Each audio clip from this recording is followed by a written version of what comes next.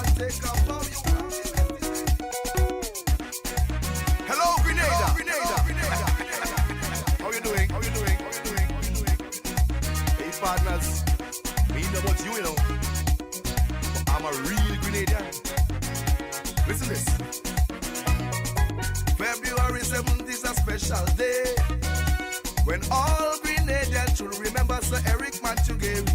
Eric formulated a plan, took it to the Queen of England. When he returned, Grenada gained no independence. So the vex and stretch him out. He was a champion without a doubt.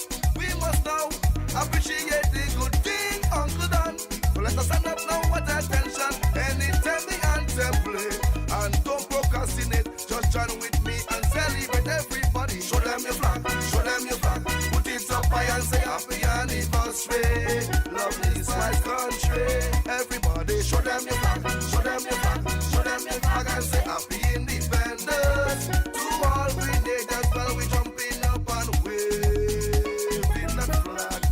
We must not forget Mr. Anthony George. He is the man that designed the flag for we. Right now we say thank you, Georgie, for what you done for this country. Come and take a bow, you have the best design in the world. Everybody show them your flag, show them your flag. Put it up high and say happy anniversary. Lovely is my country. Everybody show them your flag, show them your flag. Put it up high and say happy independence to all Grenadians.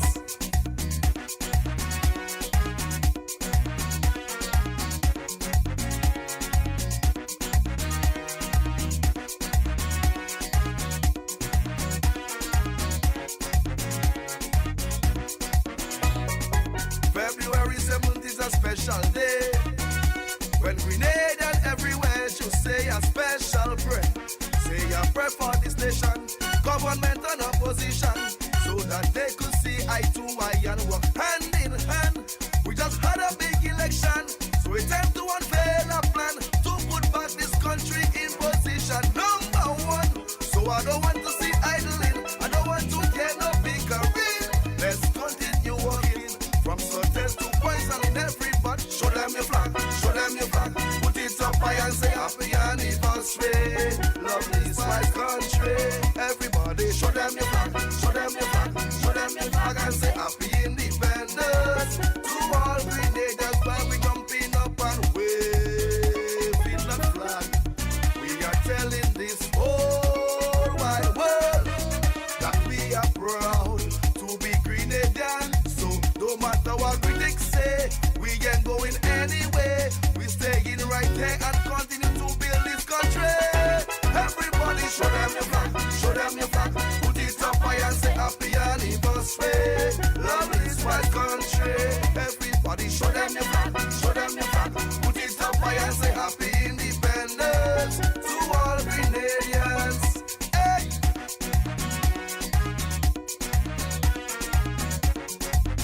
Boy, this place nice now. All done. Lime juice by soul and lice. Sing nice boy, we gonna get. February 7th is a special day when all Grenadians should stand and say hey, hey, hey, hooray. Let us stand up and take a toast to the island we love the most and keep steering this nation on the right course. I don't care which party you vote in or which politician you backing. Hey, no, it's not the time for any politicking. Let us forget about the melee, the old talk and the debate. Come celebrate with me on the 7th February. Everybody show them your flag, show them your flag. Put it up high and say happy anniversary. Lovely is my country. Everybody show them your flag, show them your flag, show them your flag and say happy independence to all Grenadians. No pressure can make us surrender. Grenadians is strong like the rock of Gibraltar. We went through revolution, invasion and Ivan. MLE brought so much pain and Grenada rise again. No one can deny Grenada is a paradise. Everybody show them your flag, show them your flag. Put it up high and say happy anniversary. Love is my country. Everybody show them your flag, show them your flag. Put it up high and say happy independence. Grenadians, to all Grenadians.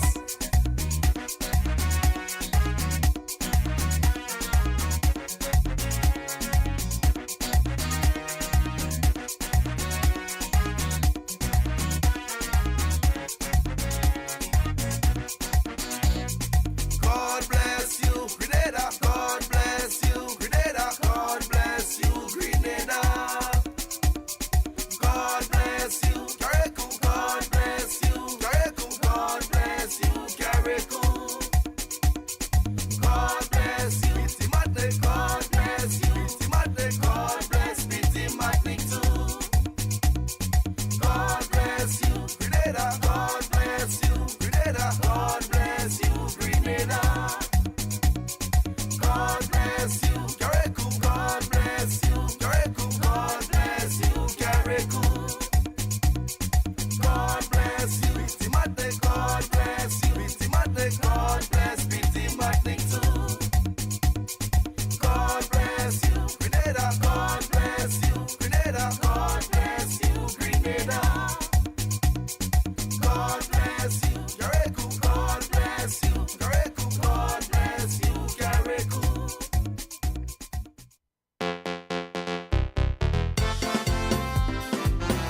Ooh, ba-dum, ba-dum, ba-dang.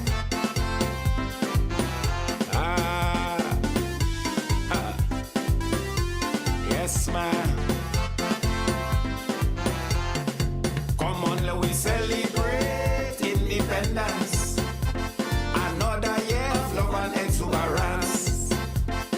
Once again, we come to create history. 1974, 7 February. Come on, let we celebrate independence. Development and transformation. Another year to live in unity. Man, we working hard towards the next 50. Now I know we love independence, and we must make sure there is no arrogance. Man, on this island, we love to celebrate. We dealing with love, we never deal with no hate. Why? We want people with skills, those of us willing to build. We want people move forward, we don't want coward. To fill our hearts with joy, plenty people must employ. That will solve the problem, for us to be proud to sing we anthem.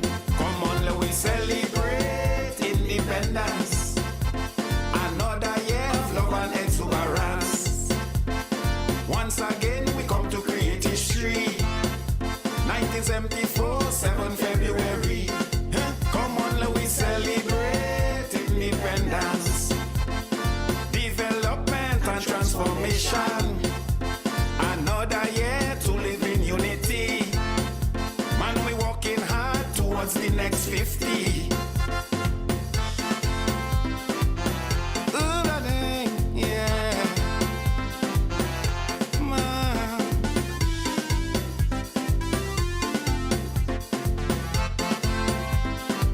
Yeah, I will always stand proud because I'm a Grenadian.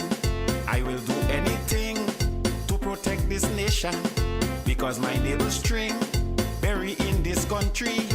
When I say I love Grenada, is no hypocrisy. Cause I'm going to stand right here because I'm a patriot. Man, I cannot go nowhere. This is the land of my birth. So much people run away looking for prosperity, but I say not me. I stay right here to build my country. Come on, let we celebrate independence. Another year of love and exuberance. Once again, we come to create history. 1974, 7 February. Come on, let we celebrate independence. Development and transformation. Another year to live in unity. Man, we working hard towards the next 50. Hey, ha. Yes, man. Man, I realize we very patriotic and we love our flag. We willing to dead for it. Man, even when the pressure getting getting hectic, we always stand strong, we never get chaotic. Why? Because we have resilience. Grenadian have plenty patience. We doesn't keep enemy. We love to live in unity. To develop this nation, we must embrace transformation. For progress and transparency, we moving forward to the next 50. Come on, let we celebrate independence. Another year of love and exuberance. Once again, we come to create history. 1974, 7 February. Come on, let we celebrate independence, development and transformation. Another year to live in unity. Man, we working hard towards the next 50.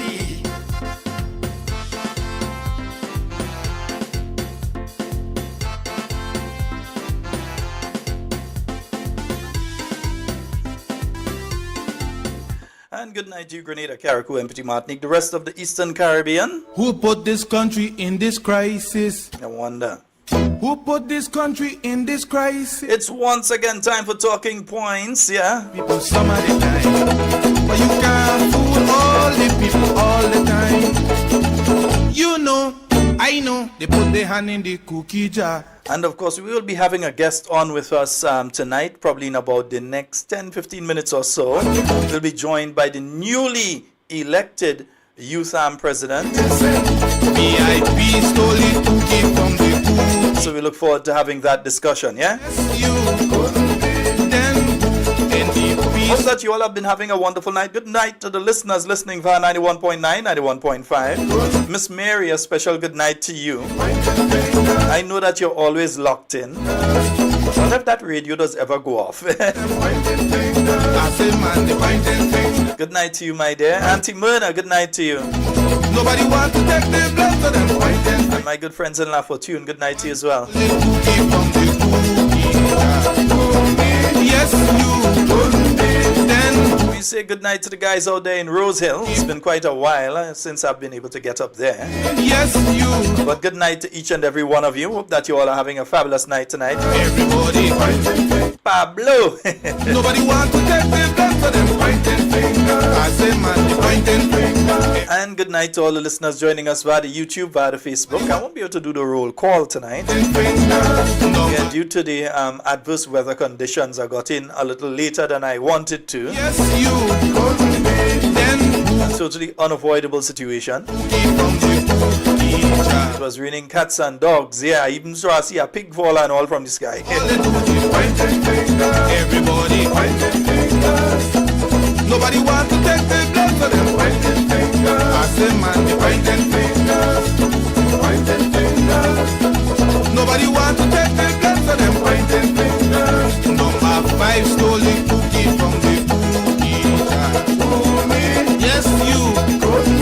Then who? Number 6 stole the cookie from the cookie. I recognize from part of our discussion last night, a lot of folks are pretty concerned about the situation with the new direction that the CBI program is taking. Huh? Take the blood for them pointing fingers. I say man, the pointing fingers. I say man, the pointing fingers. Nobody wants to take the blood for them pointing fingers. Number 7 stole the cookie from the cookie jar. Yes, you. Then who? Number 8 stole the cookie. So there was a parliament sitting today. I know there was a bill there in relation to Nawasa, and I think I'm taking some of the responsibility off of Nawasa. And I have not seen the bill. You know, I like to discuss these things when I myself have seen the bill. I have not seen the bill.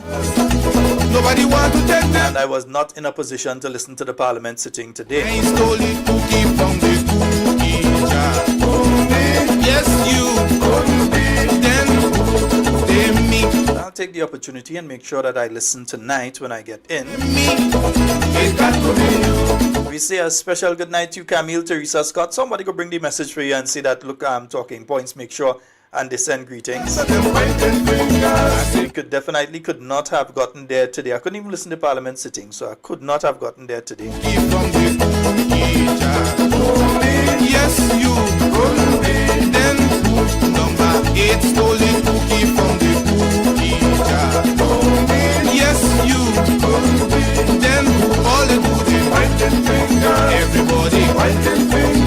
So good night to all of you under the YouTube, all of you under the Facebook. Yes, remember to, as who said they just know, yeah, Hulk up their live. Chris. Nobody want to take them down for them pointing fingers. Number 9. We can't give the new UTAM president of the new National Party anything under 200 likes tonight. No. And we already have enough people to pass 200 likes, right? Nice. We dare not give her anything under that, yeah? Pointing fingers. Everybody pointing fingers.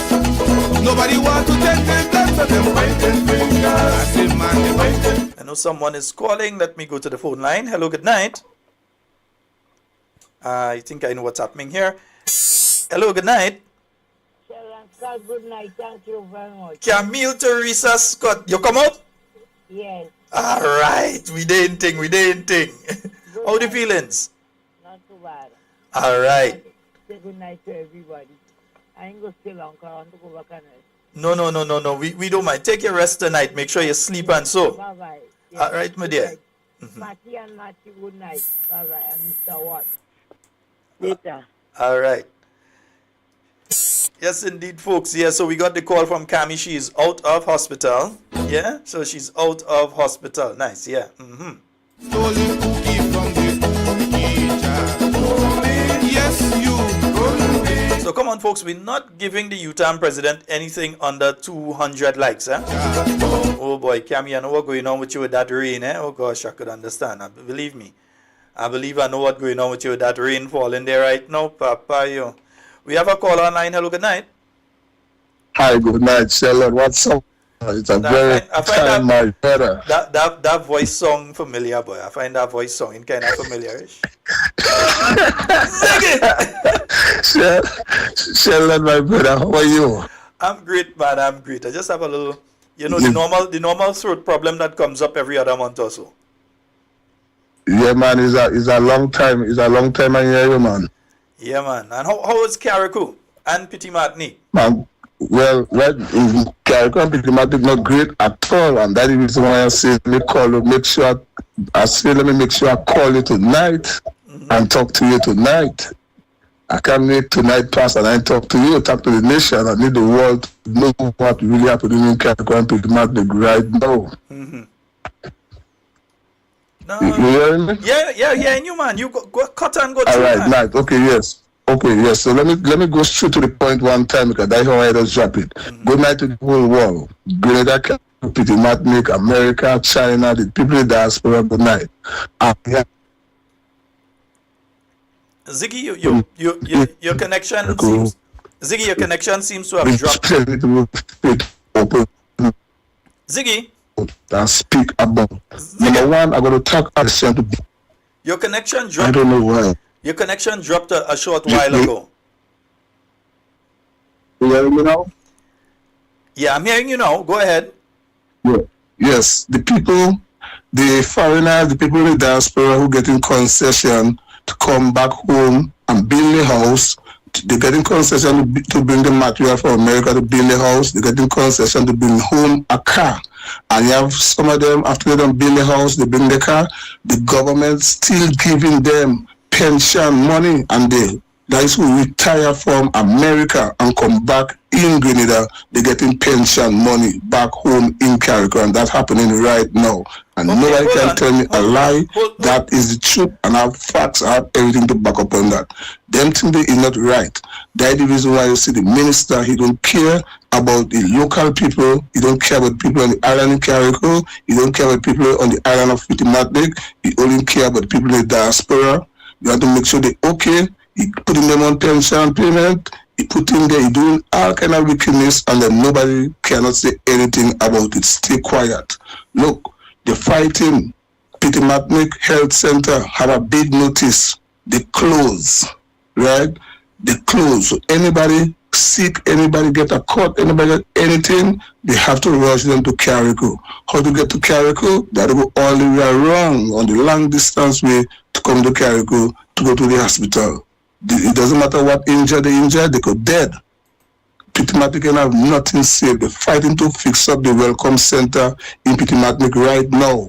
to have a cookout on Friday coming, the Independence cookout. Let me You're ask. telling me this thing Hold on, making any Ziggy. sense in Pitimatic right now, and people want a roof over the head. Ziggy. People want the health center fixed, so if they sick, they could rush to the nurse or the doctor. I should learn to find this thing is right. Let me ask you a question. What is the situation with the health center in Pitimatnik at this point in time? It closed down because the water soaking into the brick and the plies, everything falling down inside. So if the doctor have to be inside of the hospital, he can't do anything. Somebody have to hold an umbrella over his head. Somebody have to hold a bucket over his head for the blood to bust his head. It's not in no good condition, and that is thing the minister ain't talking about. There was in Pitimatnik on Sunday, and they had a big church service, and the prime minister still walk down and look at the health center. So that to tell you the kind of level this prime minister and the minister in Carriacou is. They just like to float around and play the bitch with the two biggies and make people in the diaspora feel that everything is okay in Carriacou and Pitimatnik, which not everything not okay in Carriacou and Pitimatnik. And as I speak, instead of them to fix the clinic, no, they send up some guys from Carriacou today to go in Pitimatnik to fix the welcome center for the 12 big cookout this weekend coming. They send us Independence cookout. That kind of level of stupidness that going on in Carriacou and Pitimatnik right now. So this NDC government, they don't care if people have comfort. They don't care if the people have a roof over their head. They don't care nothing. They care about just going and cover a part for them to go and cook and have fun. Mm-hmm. So it seems as though all they're interested in right now is that they're interested in the aesthetics. They're not interested because, for instance, suppose somebody on Pitimatnik right now, they're fixing back their home and they get injured. They get a cut or something like that. That means now that... But that is nonsense, brother. That is nonsense. So you're telling me now that person have to leave Pitimatnik and go on over to Carriacou? Yes, they have to. They have to try to get a speedboat to take them into Windward. And if they get into Windward, then they have to rush them to the hospital. And that was going on right now, where that they could have just run to the clinic right there. The clinic could have time stop the blood or do whatever, band them up, and then they get a nice ride over to Carriacou and go to the general hospital. Or they have to go to Grenada, they take them to Grenada. But no, there's nothing like that. Nothing like that. So if you have any emergency, matter of fact, if you have any emergency right now in Pitimatnik, the person gonna dead. If they're strong enough, they're going to be okay. But if not, they're going to dead. And that's the kind of things they have to look into in Pitimatnik. And we're not talking about Pitimatnik, not even a Build Back Better House start in Pitimatnik. Not a Build Back Better House start in Pitimatnik. And the minister have it barely to put up. He spent $30 million on house, on roof materials, and the people in Carriacou and Pitimatnik cannot get roof materials. So I don't know why they're lying for the people and making the people in the diaspora feel that they're spending money and people getting material, and the problem is they don't have no workman. You have plenty of workmen in Carriacou, so don't bother with them. It's a lie. Well, it is clearly obvious that they have a certain type of hatred for the people of Pitimatnik. I don't know what. Well, let me don't say I don't know. I know that Pitimatnik people did not support them the last election, and due to that, they don't like them. So, anyhow. But Ziggy, yes. Let me continue that conversation tomorrow night. I have two nice young people I want to bring onto the program right now. I ain't saying you don't nice, boss. No problem, brother. Listen, I don't say you don't. Hold on. I want to make sure because I want my Carriacou and Pitimatnik people to understand. I'm not saying you do nice. And I'm not saying... Tomorrow night I'm going to call you and I'm going to talk more because I have plenty more to put out, right? That just a start. I'll do it on my live. But sometimes not everybody listen to my live. I need to do it live on your live so the world could hear because they're putting out the wrong things outside there for people and it's not true. No, man, we have to deal with that, man. We're letting them get through that, right? Of course. But I'm going to be up in country. I'm going to be in country by Tito Bar and sing karaoke and have me like a fun up in country. No, Ziggy. I'm going to be up in paradise, Seawood. Ziggy. No. You can't go alone. You can't go alone. Me and you go have to go up there. Me and you go have to go by Tito. Oh, we go, lovely. we go Oh, make a, lovely. And I want to say good night to all my fans and them. Good night to the whole of Grenada, Carrick and Petty Martinique, the loyal NMP people. Good night. And let you keep focused. Keep your head on your shoulder. Good night, Sister Kate. Good night, Dr. Modest. And good night to the lovely, the best, the princess. That's Miss, help me, Sheldon. Honorable Emlyn Pierre. Miss Emily Pierre, good night to you. I call them today the Tree Queen. Them the Tree Queen in the Parliament sitting, and then we have King Kit Claudius Mitchell. He is the king. You know they hate that, they don't like to hear that, but I'm gonna continue calling him the King. Yo, bye Kit Claudius Mitchell. bye, Ziggy. We'll talk tomorrow night. All right, have a good night. Later, man. Yes, indeed, folks. And as I said, I've got two young people on the line with me. Let me make sure that I'm hearing them. Good night to both of you. Hello, I think all your mic muted. Let me hear you. Young lady, good night to you. Good night, Sheldon. Good night.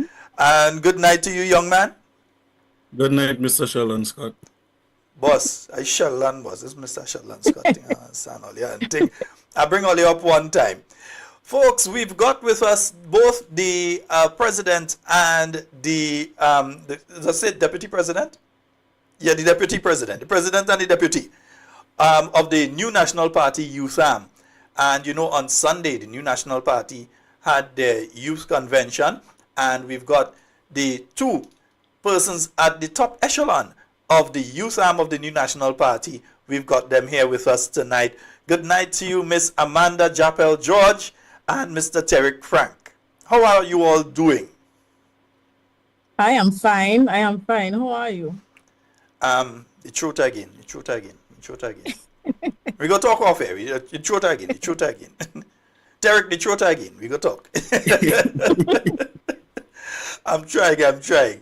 So how have you all been going thus far? I know the convention was on Sunday. But I know there was quite a bit of work that was taking place before, and I don't know, Ms. Japal, you want to start on that particular one. There's quite a bit of work taking place before you got to this particular stage. How have things been going with the New National Party Youth Arm and going out there and getting that job done? How has it been going? I think everything is going excellent, Sheldon. I don't know if you were at the convention, but you saw the number of youths that were out in the convention. It was over 300-400 persons. So that should tell you we have been on the ball. We have been mobilizing. We have been going out, doing our outreach, doing our community service. So we've been putting in the work for this to happen. Yes, indeed. And imagine, you're saying about 200-300 youth. That is with, let me just pull you all up properly. Nice, right? Yeah, just making sure I do my thing proper. Nice, right? Yeah. Now, and that is still with a situation where when you go out and you speak to young people, there are many young people that are scared.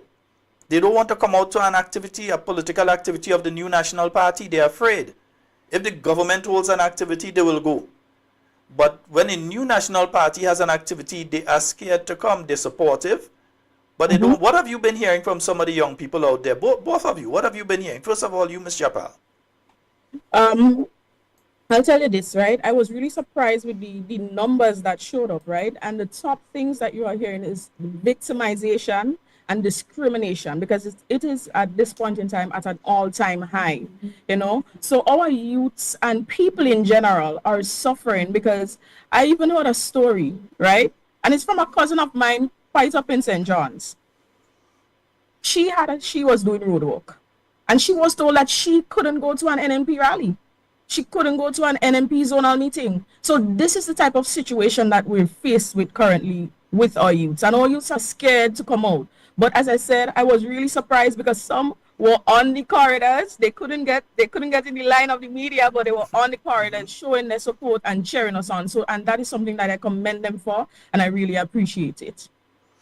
And you, Tarek, what have you been hearing from some of the young folks out there when you interact with them? And we having a youth activity, come on out and that kind of thing. What have you been hearing from them? So good night to everyone once again. In relation to that, just to build on what the president said, is basically persons having that fear of coming out to attend different activities. But in the interest of time, in the interest of space, we advise them to come out. There will not be any cameras allowed at certain areas, so that they can be protected and feel that form of protection. But we encourage them to come out, take part. Is their constitutional right. They're covered by the Constitution of Grenada, so they shouldn't fear anything or fear anyone. So basically on Sunday, I was impressed with the number of persons that turned out to the youth convention, I must say. And as Amanda said, persons were in the corridor, who was downstairs, just doing what they're supposed to do in supporting the new National Party. And I must applaud them for that. Yes, indeed. And I just want to go back a bit, because we speak about the youth convention a bit more. But starting with you, Ms. Japal, how did you become involved with the new National Party? And why the new National Party? You had an option, you had another party there. And you had a third option, you could have stayed out of this thing totally. But we see you on various platforms, we hear you speaking, we hear you expounding on various issues that are taking place in Grenada as a young person, and from the perspective of a young woman here in Grenada, you are expounding on what you see, because you're talking from your perspective now and the future. How and why did you get involved? A lot of people afraid. We're just speaking about a lot of people even afraid to come to the meeting and be seen. How you become involved? Why you become involved? Well, Sheldon, I'll tell you this. I'm not afraid of anyone or anything. I shared my story during the convention. Mahatma Gandhi said it best: be the change that you wish to see in the world. And oftentimes what we find is that we sit in the corner of our home, sit in the corner of shops, and we speak on issues. But who's hearing that? Is it people that can make changes on what we're speaking about? No. Most of the times it's our peers or family. No, you need to take that to where it matters, where your voice can be heard. And so I decided that there are things that I wanted to see change. There are things that the new National Party could change. There are things that NDC could change, And when I chose the new National Party, I'll tell you this, right? I like to make my own decisions. My parents heavily support the new National Party, that I can see, right? But what I did is I weighed my options.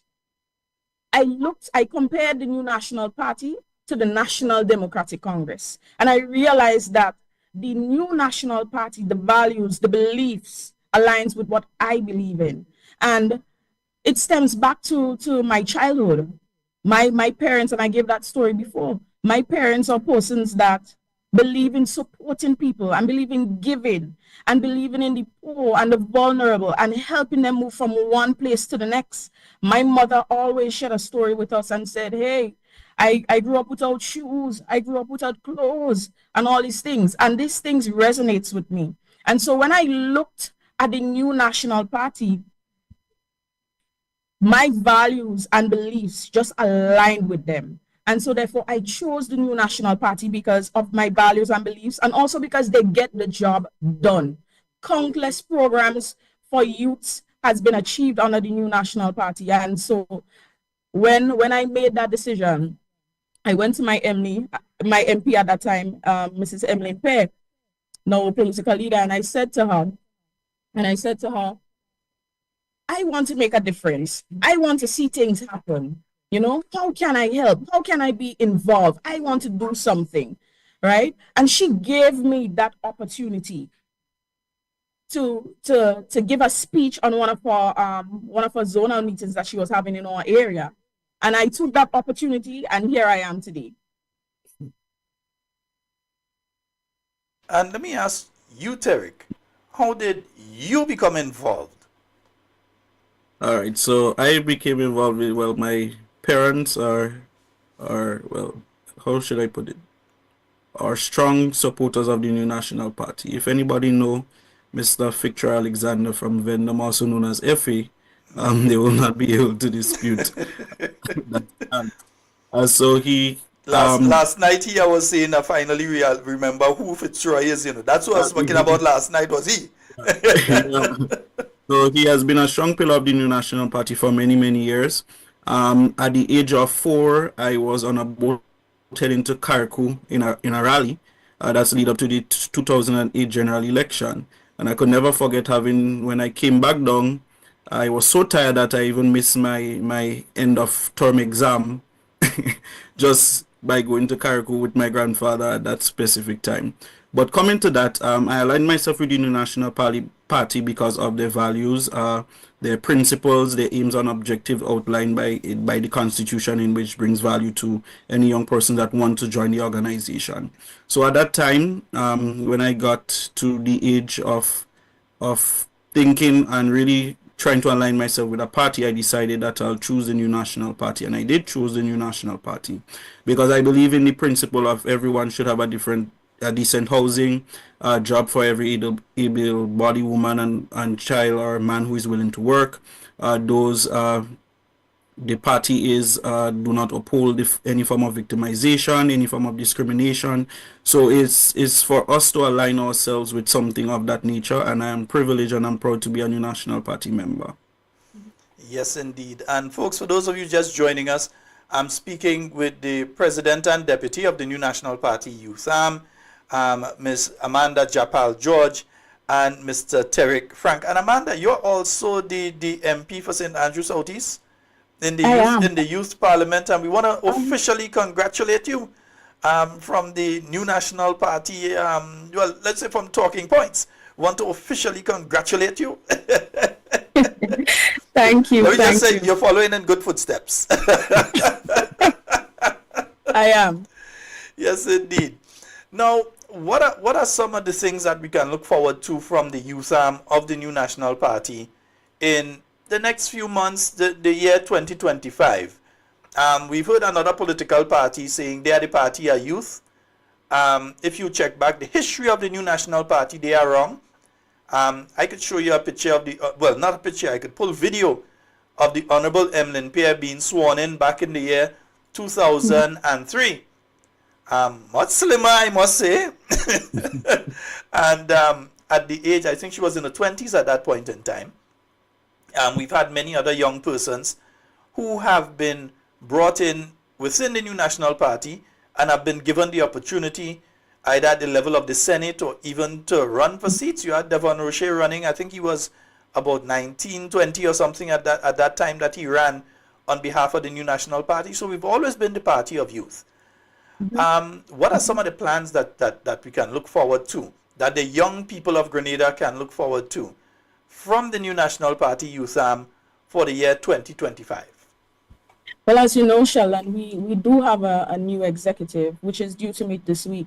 But as in any organization, I think what we need to do right now is to evaluate the level where we're at and create a strategic plan. So that is where we're at right now, creating a strategic plan and actionable initiatives that reflects the needs and wants of the youth of Grenada, Carriacou, and Petit Martinique.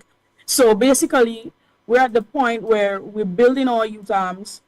We would like to implement programs, have training sessions, engage our young men and women, have community outreach, collaboration, and networking among our youths. So this is where we're at the moment.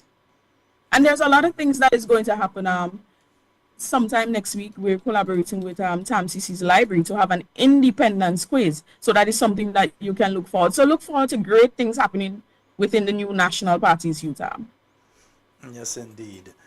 And I'm seeing Everett saying good night here. Everett, make sure he's sending good night. And so other members of the youth arm popping in to make sure that good night, youth arm. Everybody. Well, I want to make this point, right? Because the youth convention, it was a powerful moment that underscored the importance of youth leadership within the New National Party. And you just mentioned that the other party is saying that they're more youthful, but have they seen our former political leader? I don't think they have them to dance like him. But not only that, I think the record is there. And, you know, being at the age that I am right now, I no longer consider myself a youth. I've done that a long time ago. That's why I only see me Sunday. I'm not a youth. I ain't coming. I will support, but I ain't coming. Right? I'm an old youth. You're right. Yeah. Now, the thing is, I could give you the historical thing, is that the New National Party has always been the party that has supported youth in all the years that you have been around, I've been around. Have you ever heard of a NDC youth convention? You Never. all ever hear NDC have a youth convention? They go run and have one now. We calling them, we calling them out. They go run and have one now. But they've never had a youth convention. They have this amalgamation of young people with varying degrees of acceptance and who have various interests, personal and otherwise, that get together from time to time, call themselves by different names, and they form what they might call the youth nexus of the NDC. But they have never been the party for youth development. And the Honorable Eminent Pierre said it the other day when she got into the Ministry of Youth in the early 2000s. In fact, you didn't have a Ministry of Youth. You had a Division of Youth. The budget was $15,000. That was it. It was just a hanging on thing to Ministry of Education and Sports and so on. And when the new National Party left office, you had tens of millions of dollars directly into the Ministry of Youth and millions of dollars otherwise under health, under education, under different departments that was there for youth. And the new National Party has always been the party. Whether you're speaking about now Senator the Honorable Dwight Hossford, when he first got involved, young person, I think he was in his 20s or early 30s. When he got involved the first time was in the Senate. You had Devon Roche. You could go even for myself. I was in my 30s at that point in time. You have so many others. Honorable Evelyn Pierre, Judd Cadet. Even though I find he playing that kind of thing these days, Nealon Franklin was given the was given the opportunity under the new National Party. Could go and hug up who you want to hug up and hang wrong who you want to hang wrong. It's the NNP that gave him the opportunity to sit in the upper house of Parliament. Dr. the Right Honorable Keith Mitchell and the new National Party gave him that opportunity. So the NNP has always been the party, not just of youth, that youth come out and vote for the party, but they've always been the party that does what they say for the young people.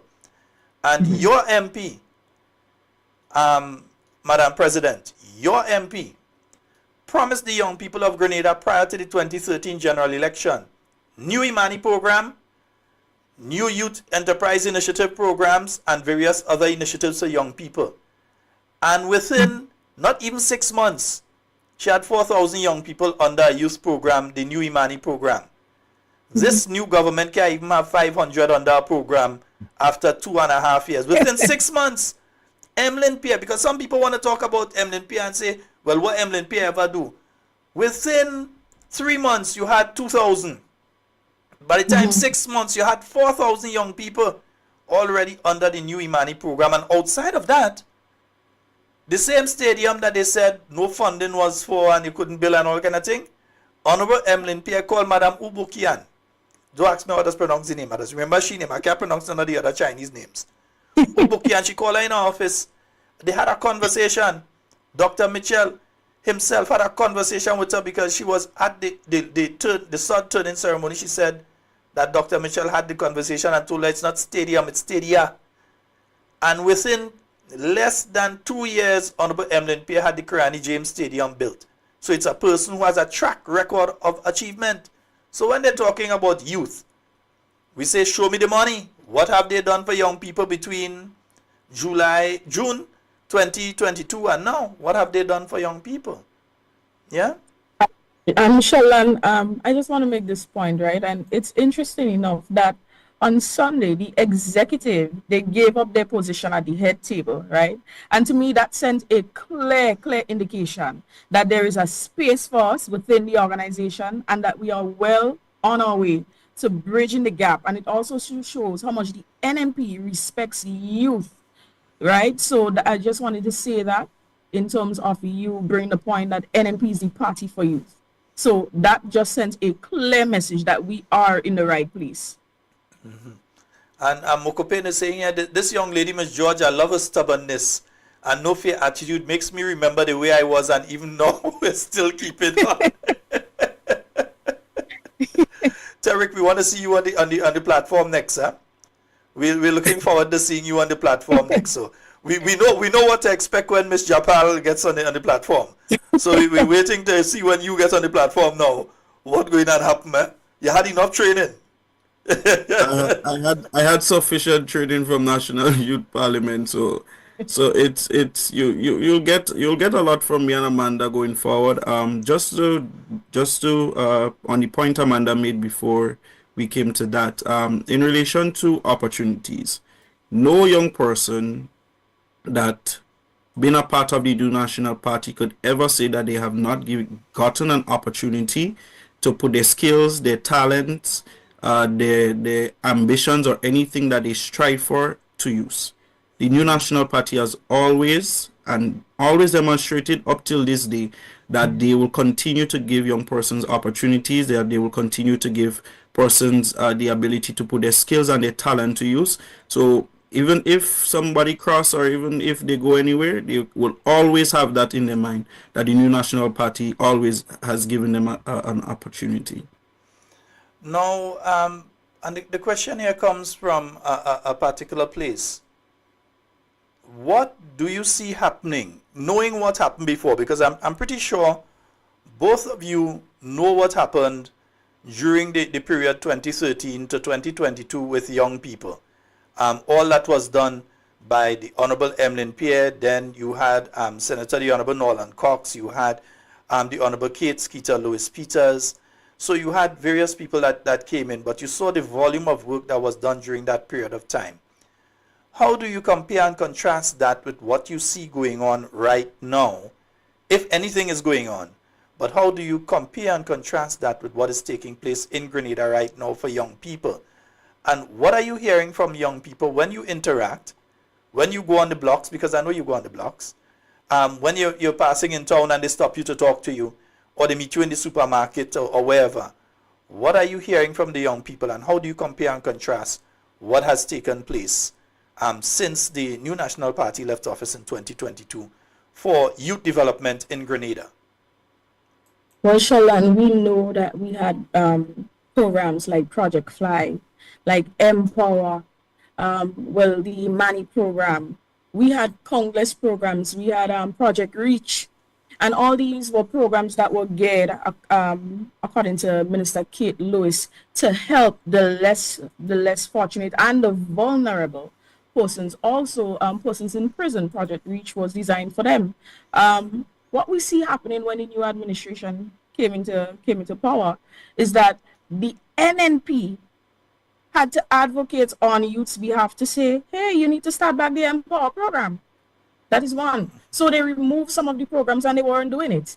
The next thing, Sheldon, that really baffled me is like there is this contest, right? There is this contest, and I'm sure Tarek picked it up. We had Elevate, and by Monday, Sheldon, Elevate her. Then you saw was the Monday? I think they probably tried the same day. Then we had our youth convention when we announced our youth convention on Sunday. Then Saturday they had a youth activity as well when we were having our rally in Boucherjou.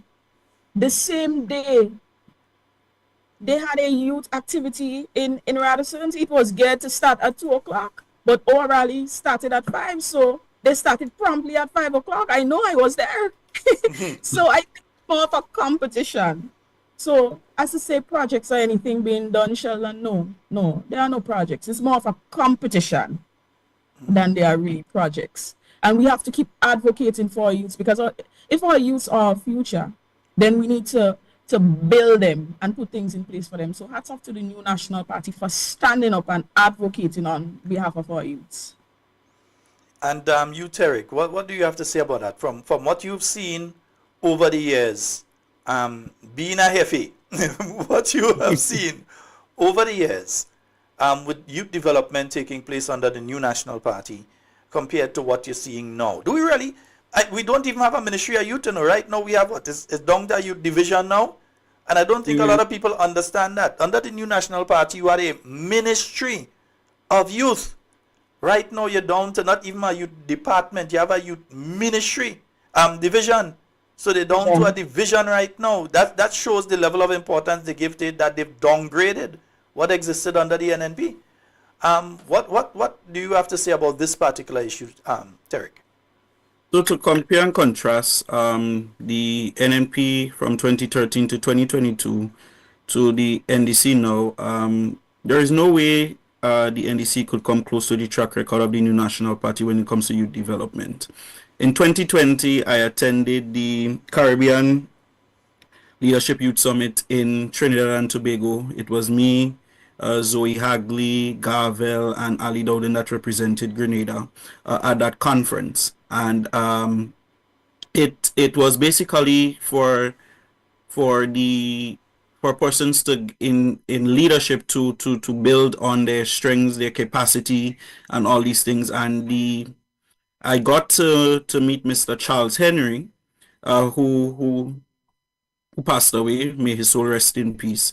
Who always, when we went for lunch and so on, he always speak about our political leader Emmeline Pierre, and he always said that she has been the best minister of youth in the Caribbean and in the region. And while we used to have our one-on-one conversation, he used to always say he loved her style in terms of how she basically deals with youth issues, youth concerns, and how she strategically plan for some of the programs that we do have today in relation to Empower. Right now, Trinidad and Tobago has taken Empower to the next level. I know at that time, at the same leadership conference, we met with Shamfa Kujo, and she was like, she and Minister Kate have to dialogue in relation to Empower.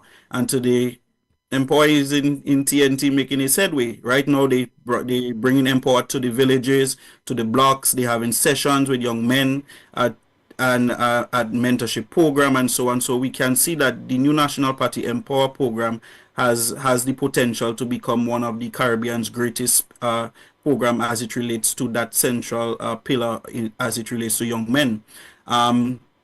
As of 2022, what you see happening when it comes to the government and youth development is that they have taken a laid-back approach in terms of how they really augment the youth programs that was there.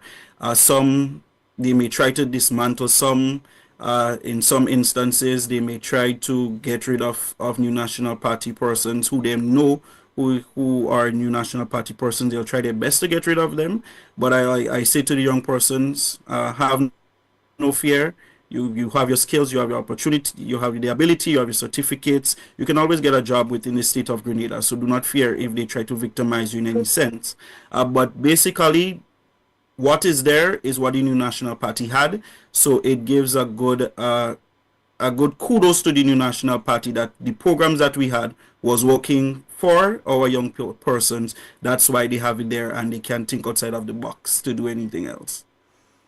No, we've seen them try to eviscerate what existed as the Imani program.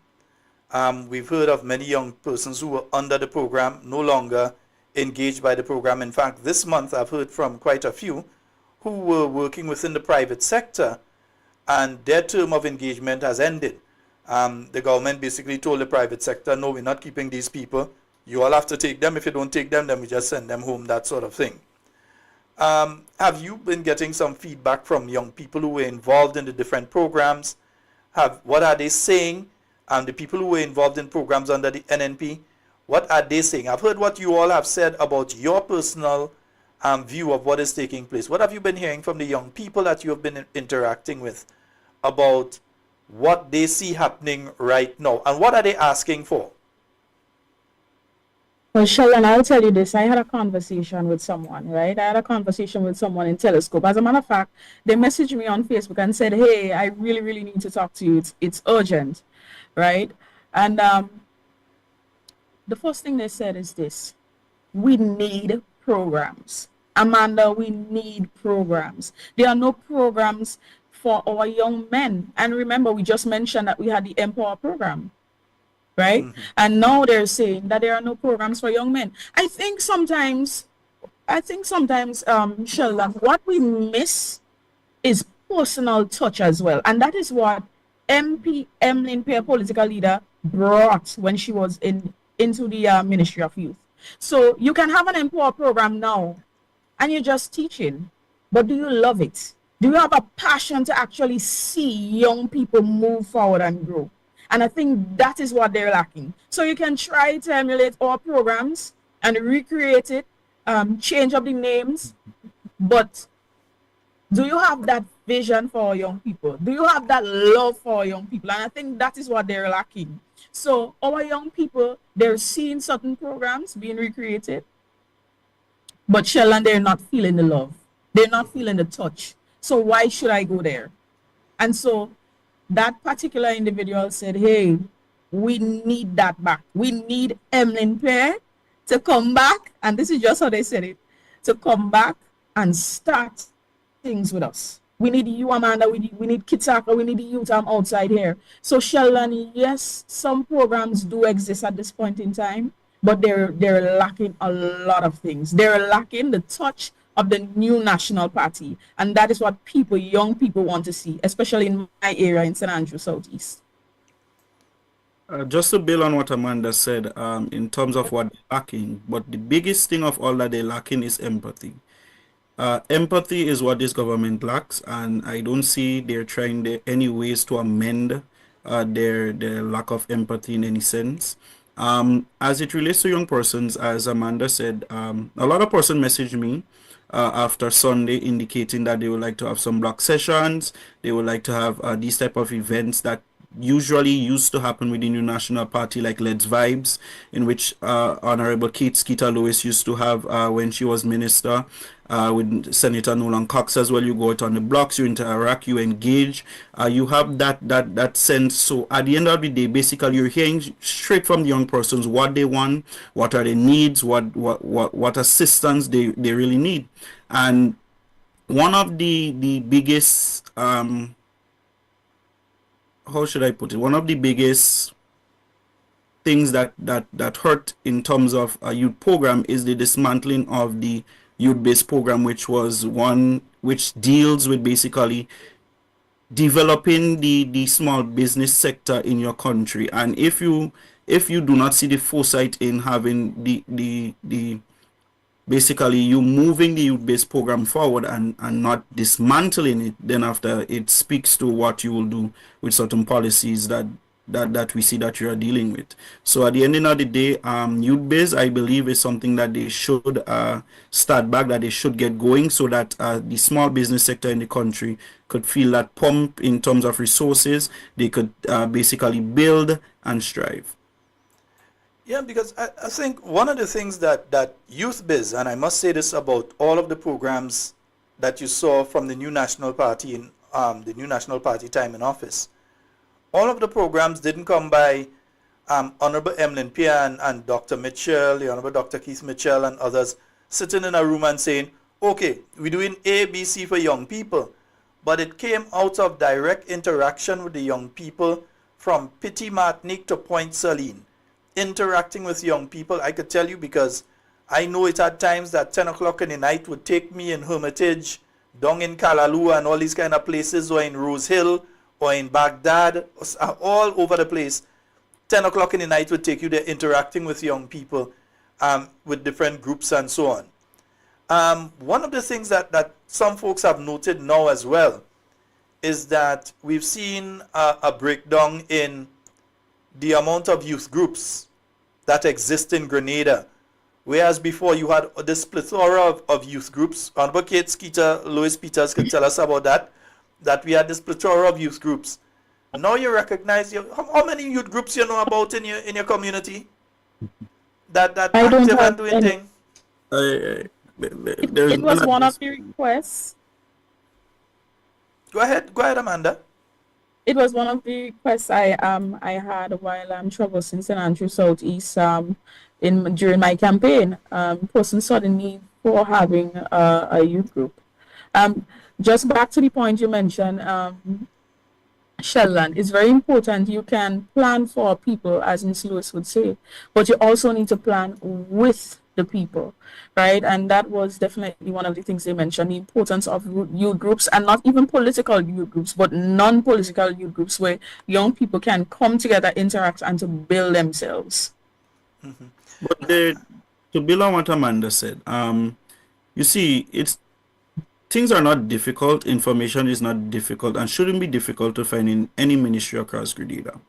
There is a youth directory that the New National Party started, where youth officers went out. They collected contact information, email addresses for young persons that had youth groups, and so on.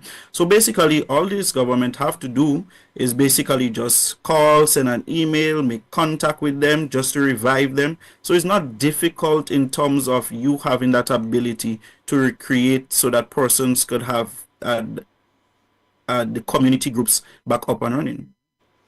And that's the thing, because I could tell you in my previous engagement with the Ministry of Youth between 2005 and 2009, the youth officers went out there and they collected this information. They had all this information together. So you knew when you were having Global Youth Service Day, which used to be sometime around October, November. You knew who were the young people that you would call, and you would have these groups of young people that would come together and do projects on a constituency basis. So I myself went right around the island, even had to leave, go to Carriacou and Petit Martinique, because there were youth groups doing projects in both islands as well. So you would go and you would have these young people.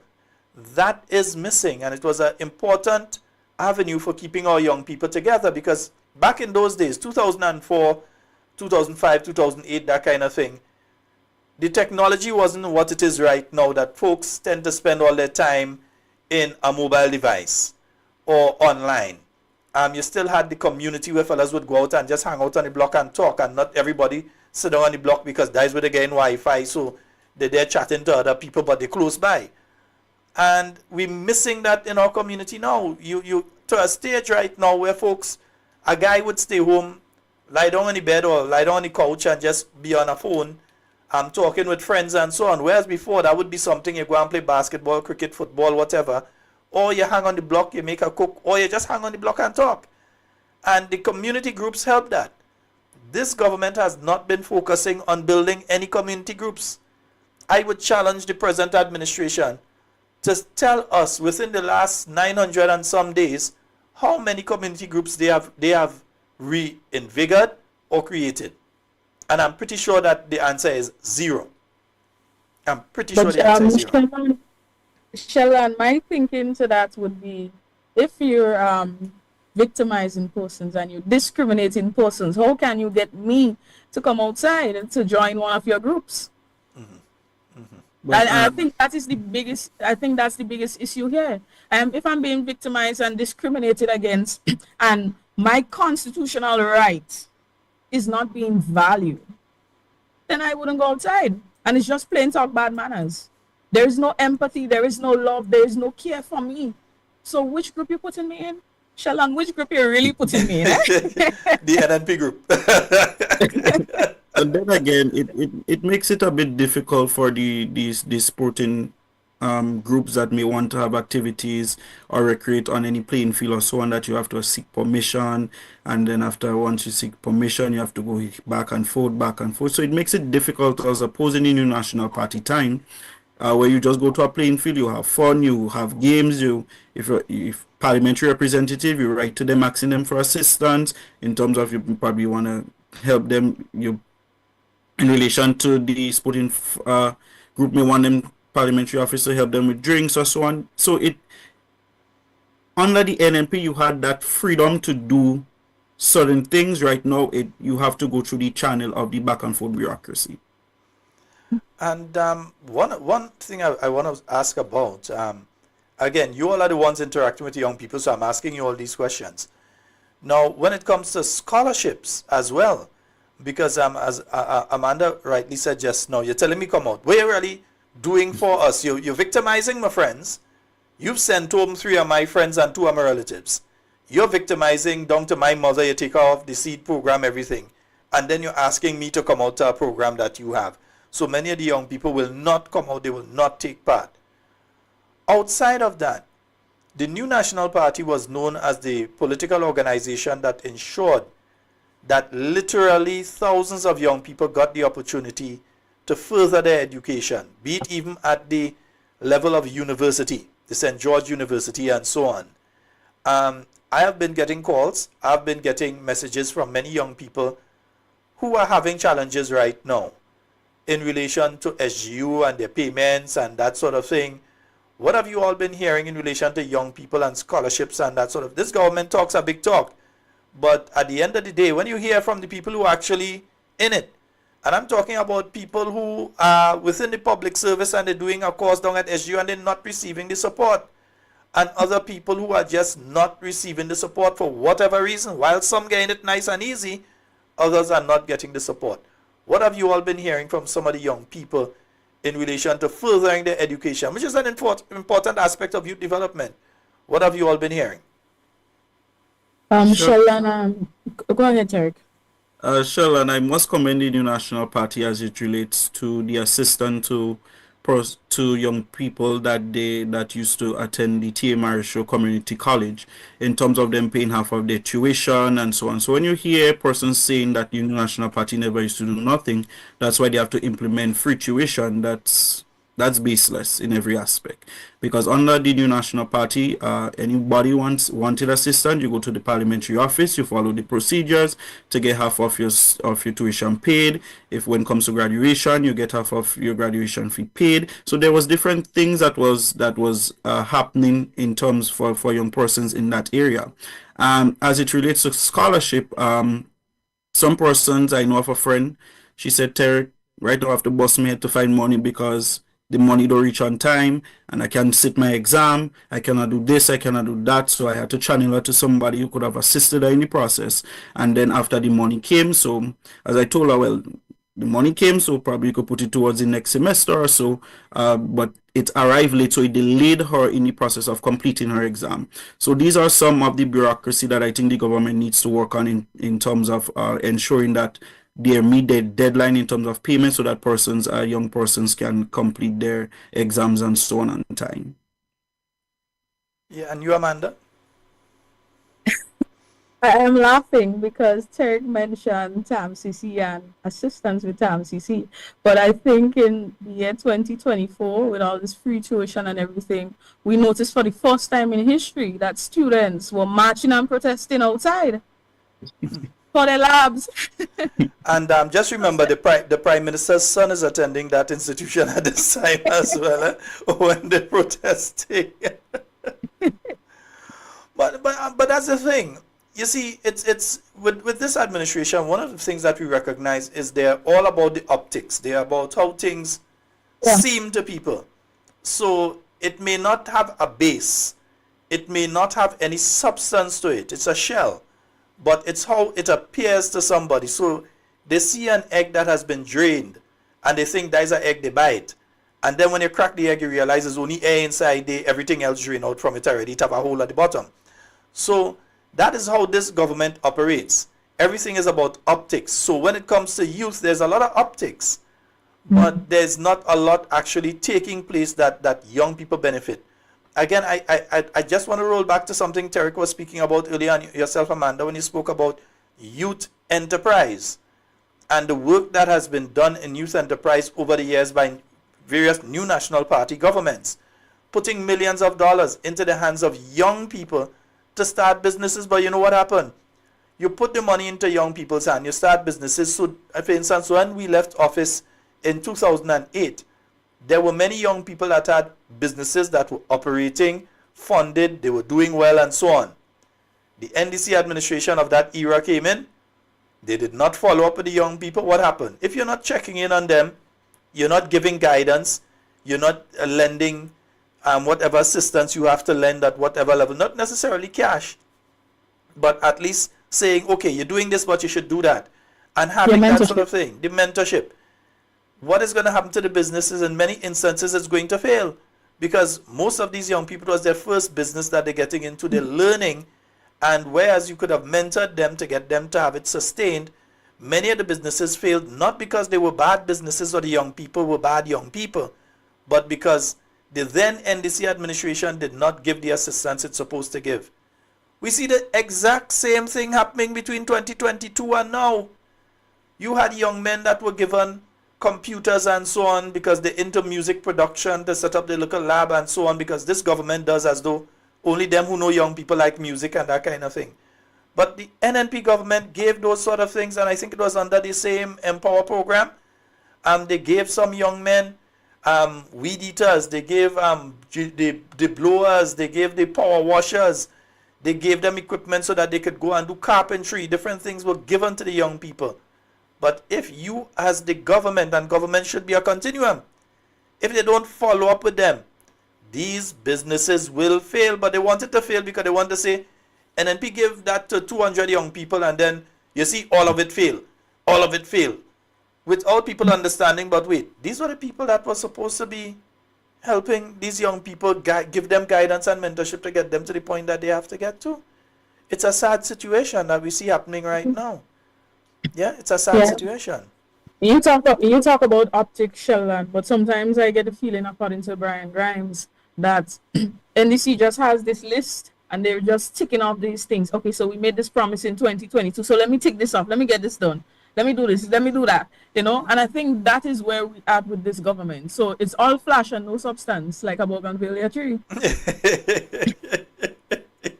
It's pretty to look at, but that's about it. Yeah. It might hold some soil in our area, but that's it. Yes. That's it. Yes, indeed. And for those of you just joining us, it's just 10 minutes after the hour of 9 o'clock. We have on the live with us tonight, we have the president of the New National Party, UTAM, and the vice president.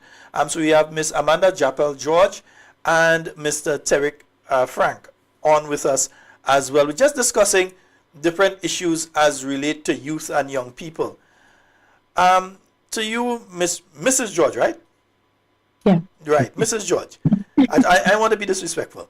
Mrs. George, now there is the youth parliament, and you're a member of the youth parliament.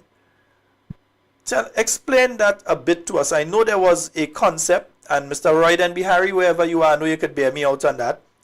There was the concept of doing exactly that. In fact, what happened is that they basically carried out something that was enshrined by the New National Party anyway. Instead of having the young people coming in a youth parliament and just talk, you wanted to have an actual youth parliament where people are empowered, no tokenism. So now we have seen it implemented. Explain to us what your roles are and that sort of thing. What exactly are the roles of the youth parliamentarians, and what are some of the things that you are going to be doing as a youth parliamentarian? Well, youth parliamentarians is all about advocating. Some of the things that I want to do in St. Andrew Southeast: have a self-defense class, have emotional intelligence course. I'm currently working on a agriculture project for Crossshore School, which merges agriculture with technology and entrepreneurship. I also have an independence quiz coming up among 3 primary schools between St. Andrew Southeast and St. Andrew Southwest. So there's a lot of things going on. But basically, youth parliamentarians are there just to advocate on the behalf of youths within the ages of 16 to 35. So the same thing you mentioned, Sheldon, about scholarships, we will be advocating for that. We will be advocating for policies that is centered around us, things that we would like to see change for youths in Grenada, Carriacou, and Petit Martinique, and very specifically to me, St. Andrew Southeast. So basically, I do have a list of things that I would like to achieve within my constituency. I built a team, and we're working towards achieving all our goals for St. Andrew Southeast. So you're doing a lot of advocating, but you're actually doing some, not just advocating, because from what you mentioned there, that's way past advocating. That's actually getting some stuff done as well. As a young woman in 2025 Grenada, what would you say to many of the other young ladies that are out there? And I'm speaking about the various categories. We have many young ladies. Some didn't complete a primary school. Some did not complete secondary school. Some may have completed secondary but didn't even go on to tertiary education. And they're just there right now. They're in limbo. It's just like they're living day to day with no real plan of how they're going to, where they want to see themselves next year, January, or even 5 years from now. What would you say to these young ladies out there? Speak to your sister and them out there. Those young ladies at that level, but even the ones right now who may be taking some time off from their studies at SGU to listen to you tonight, and the ones who are in the secondary school system. What would you say to the young ladies of Grenada tonight? I would want to say that you are enough, that you are important, and that you have something unique to bring to the table, and that you were born to do great things. And I think that is something that I mentioned during the convention.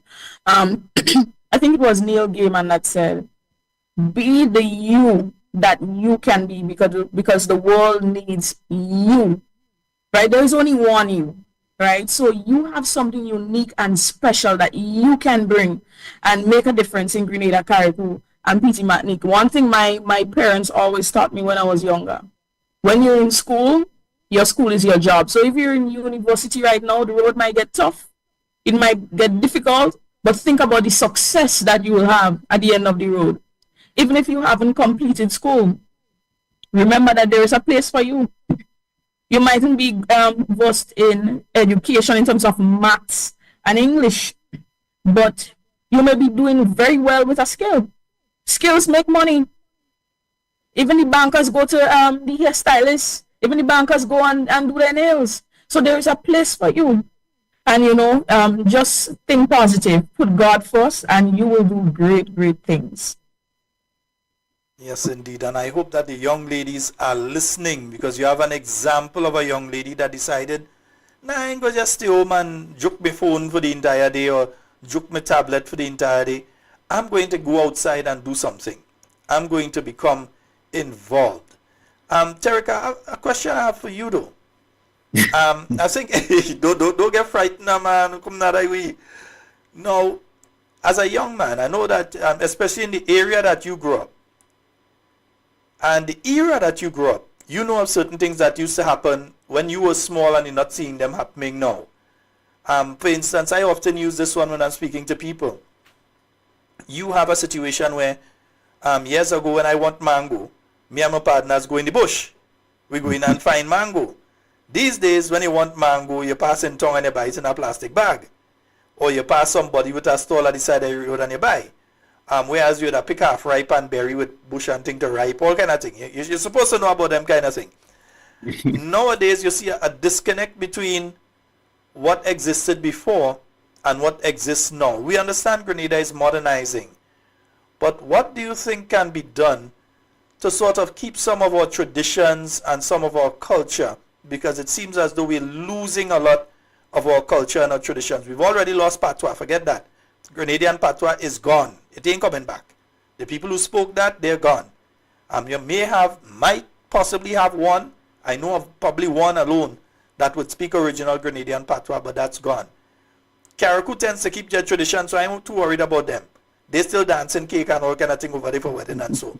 But on mainland, we've lost a lot. What do you think can be done to try and preserve some of that for not just this generation, your generation, but for 100 years from now, they could say this was the point that something took place to preserve that culture that we can now show the world and say is ours?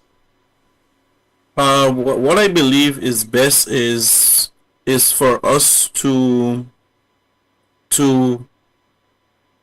come to the point that we have to speak truth to power, and it all starts with our education system. So I believe in that area, if we start at that point in terms of well, I know during school you have the social studies period.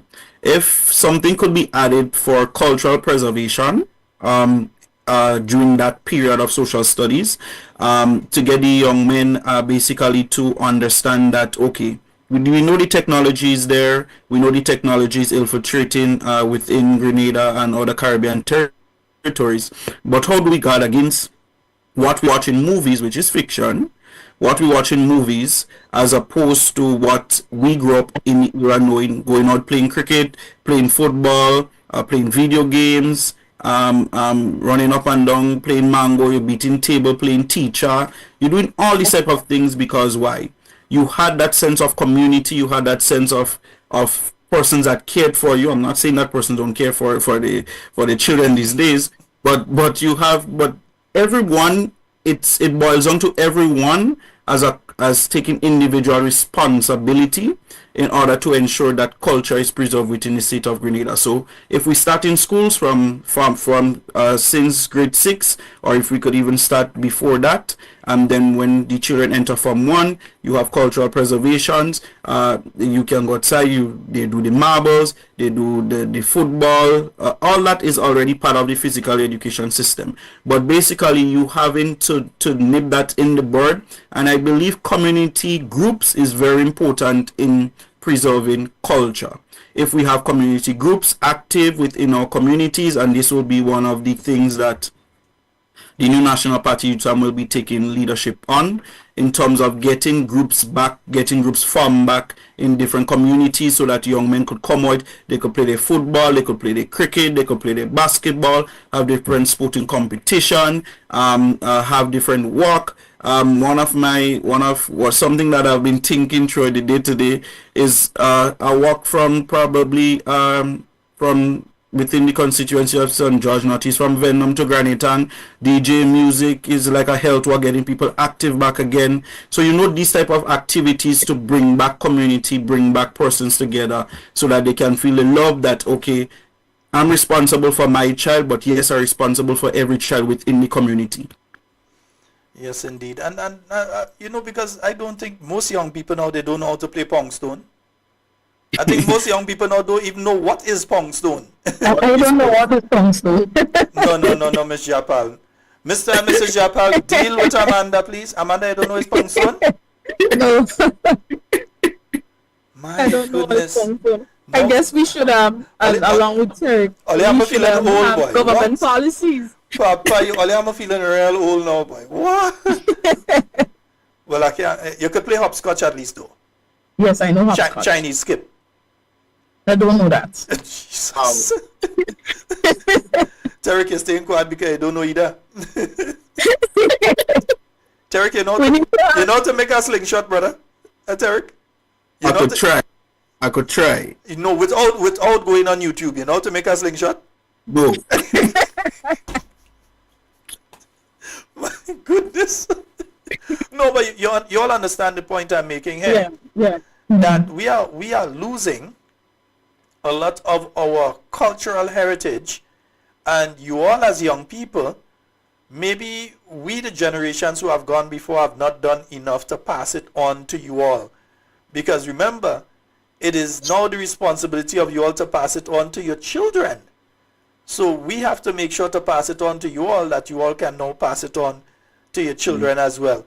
We have a situation where you have a lot of secondary school children and so don't know how to climb a tree, They cannot climb a mango tree. They can't climb a tree. I'm telling you straight, they can't climb a tree. You understand? So we come to that situation, and there's a lot that can be done in relation to that, because we have to make that connection now. And I think that's where the new National Party is so important, and has always been a conduit for doing these sort of things, by making that connection between the elder generation and the younger generation, and passing on that institutional knowledge and that cultural knowledge to the younger generation. And I look forward to being part of helping to do that with you all as well. Honorable Pierre, it seems as though we have to have a Pong Stone and call Amanda and them. We have to have a Pong Stone and thing, and we had to cut some bamboo and make a little bamboo and all them kind of thing and bring them and so and get them involved in that. You know how to bust bamboo? Well, now I go ask you, know how to bust bamboo. Teach them how to bust bamboo and all kind of thing. We'll teach, no, we go teach all you. And it's important because when you ask yourself what is a Grenadian, there are certain things that make us unique. And if we give up the things that make us unique and we only grab what America has and England have and other countries have, then we're no longer unique. We just accepting everything from everybody. There's nothing that makes you separate as a Grenadian, and we have to work on that. Yeah, definitely. Sheldon, I think what we need, in addition to what Turk said, are government policies that actually protect our cultural heritage. Because we have the creative, what they call it, the ministry. I'm not sure if it's a ministry or statutory body or whatever it is. Creative industry. Creative industry. We hear about it from what I hear. I see they still do have an office, but anyway. But we hear about them, and you ask, okay, creative industry, but what have they done to help preserve? Yes, there are many young people who are talented, and we're thankful for the opportunity for them. But what has been done to preserve that cultural heritage, the Brian Nancy stories, all of those things? what has been done to preserve and pass along that. Again, as I say, Karaku have it down pack. Old people, young people, they can do big drum. They know how to do the quadrille, all these kind of things. They passed it on. Although they've lost certain aspects of it right now, but they've passed it on mostly. But here on the mainland, it seems as though we're not passing on anything. We're not passing on anything to the young So people. probably Chevron, that's well, they you know, every night they do listen to the program, so that's one of the suggestions they can take and Yeah, man. increase. We don't man. I look at Tiff that one. Yeah, man.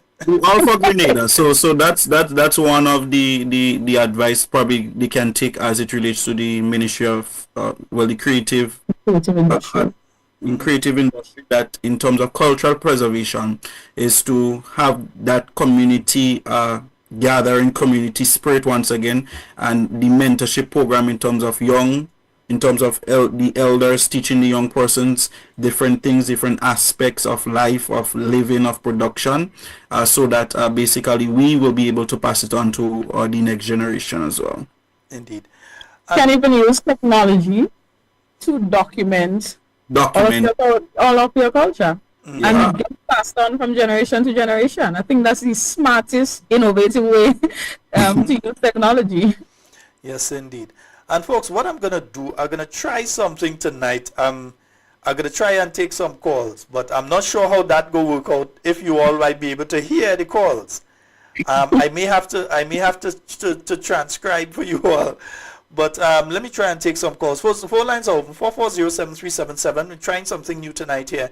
That's why I'm trying to take the calls. 440-7377 and 347-329-3101. The phone lines are open. We're speaking to the President and Vice President of the New National Party Youth Arm. And just so that you all know, the New National Party Youth Arm ain't no easy youth arm, you know. The New National Party Youth Arm is connected with a regional body, the Caribbean Young Democratic Union.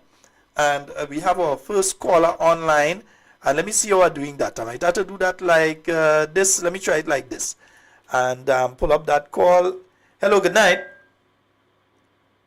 Hello, good night. Okay. Hello, good night. Hello, good night. Wonderful youth convention, and to say to them, press on, brother and sister, press on. We're looking for it because we lost it. This administration trying something, is trying to steal something, but we lost it. Let us go, NNP. All the way. Congratulations, ladies and gents. Thank you very much, sir. All right, Colin. I hope you all were able to hear that one there. Yeah. I'm not sure if you all were able. You all were able to hear. Yeah. All right, so that's working. I know to use that from now on. Right. And we have another caller coming through. Let me just put that caller through one time. Hello, good night. Is this Talking Point? Yes, caller, go right ahead. Yes, good night. Yes, Mr. Scott, I was listening the House of Representatives today. You understand? And it's very sad, eh? You know, I listen in this thing and, you know, people just calling and before Mr. Emlyn could talk.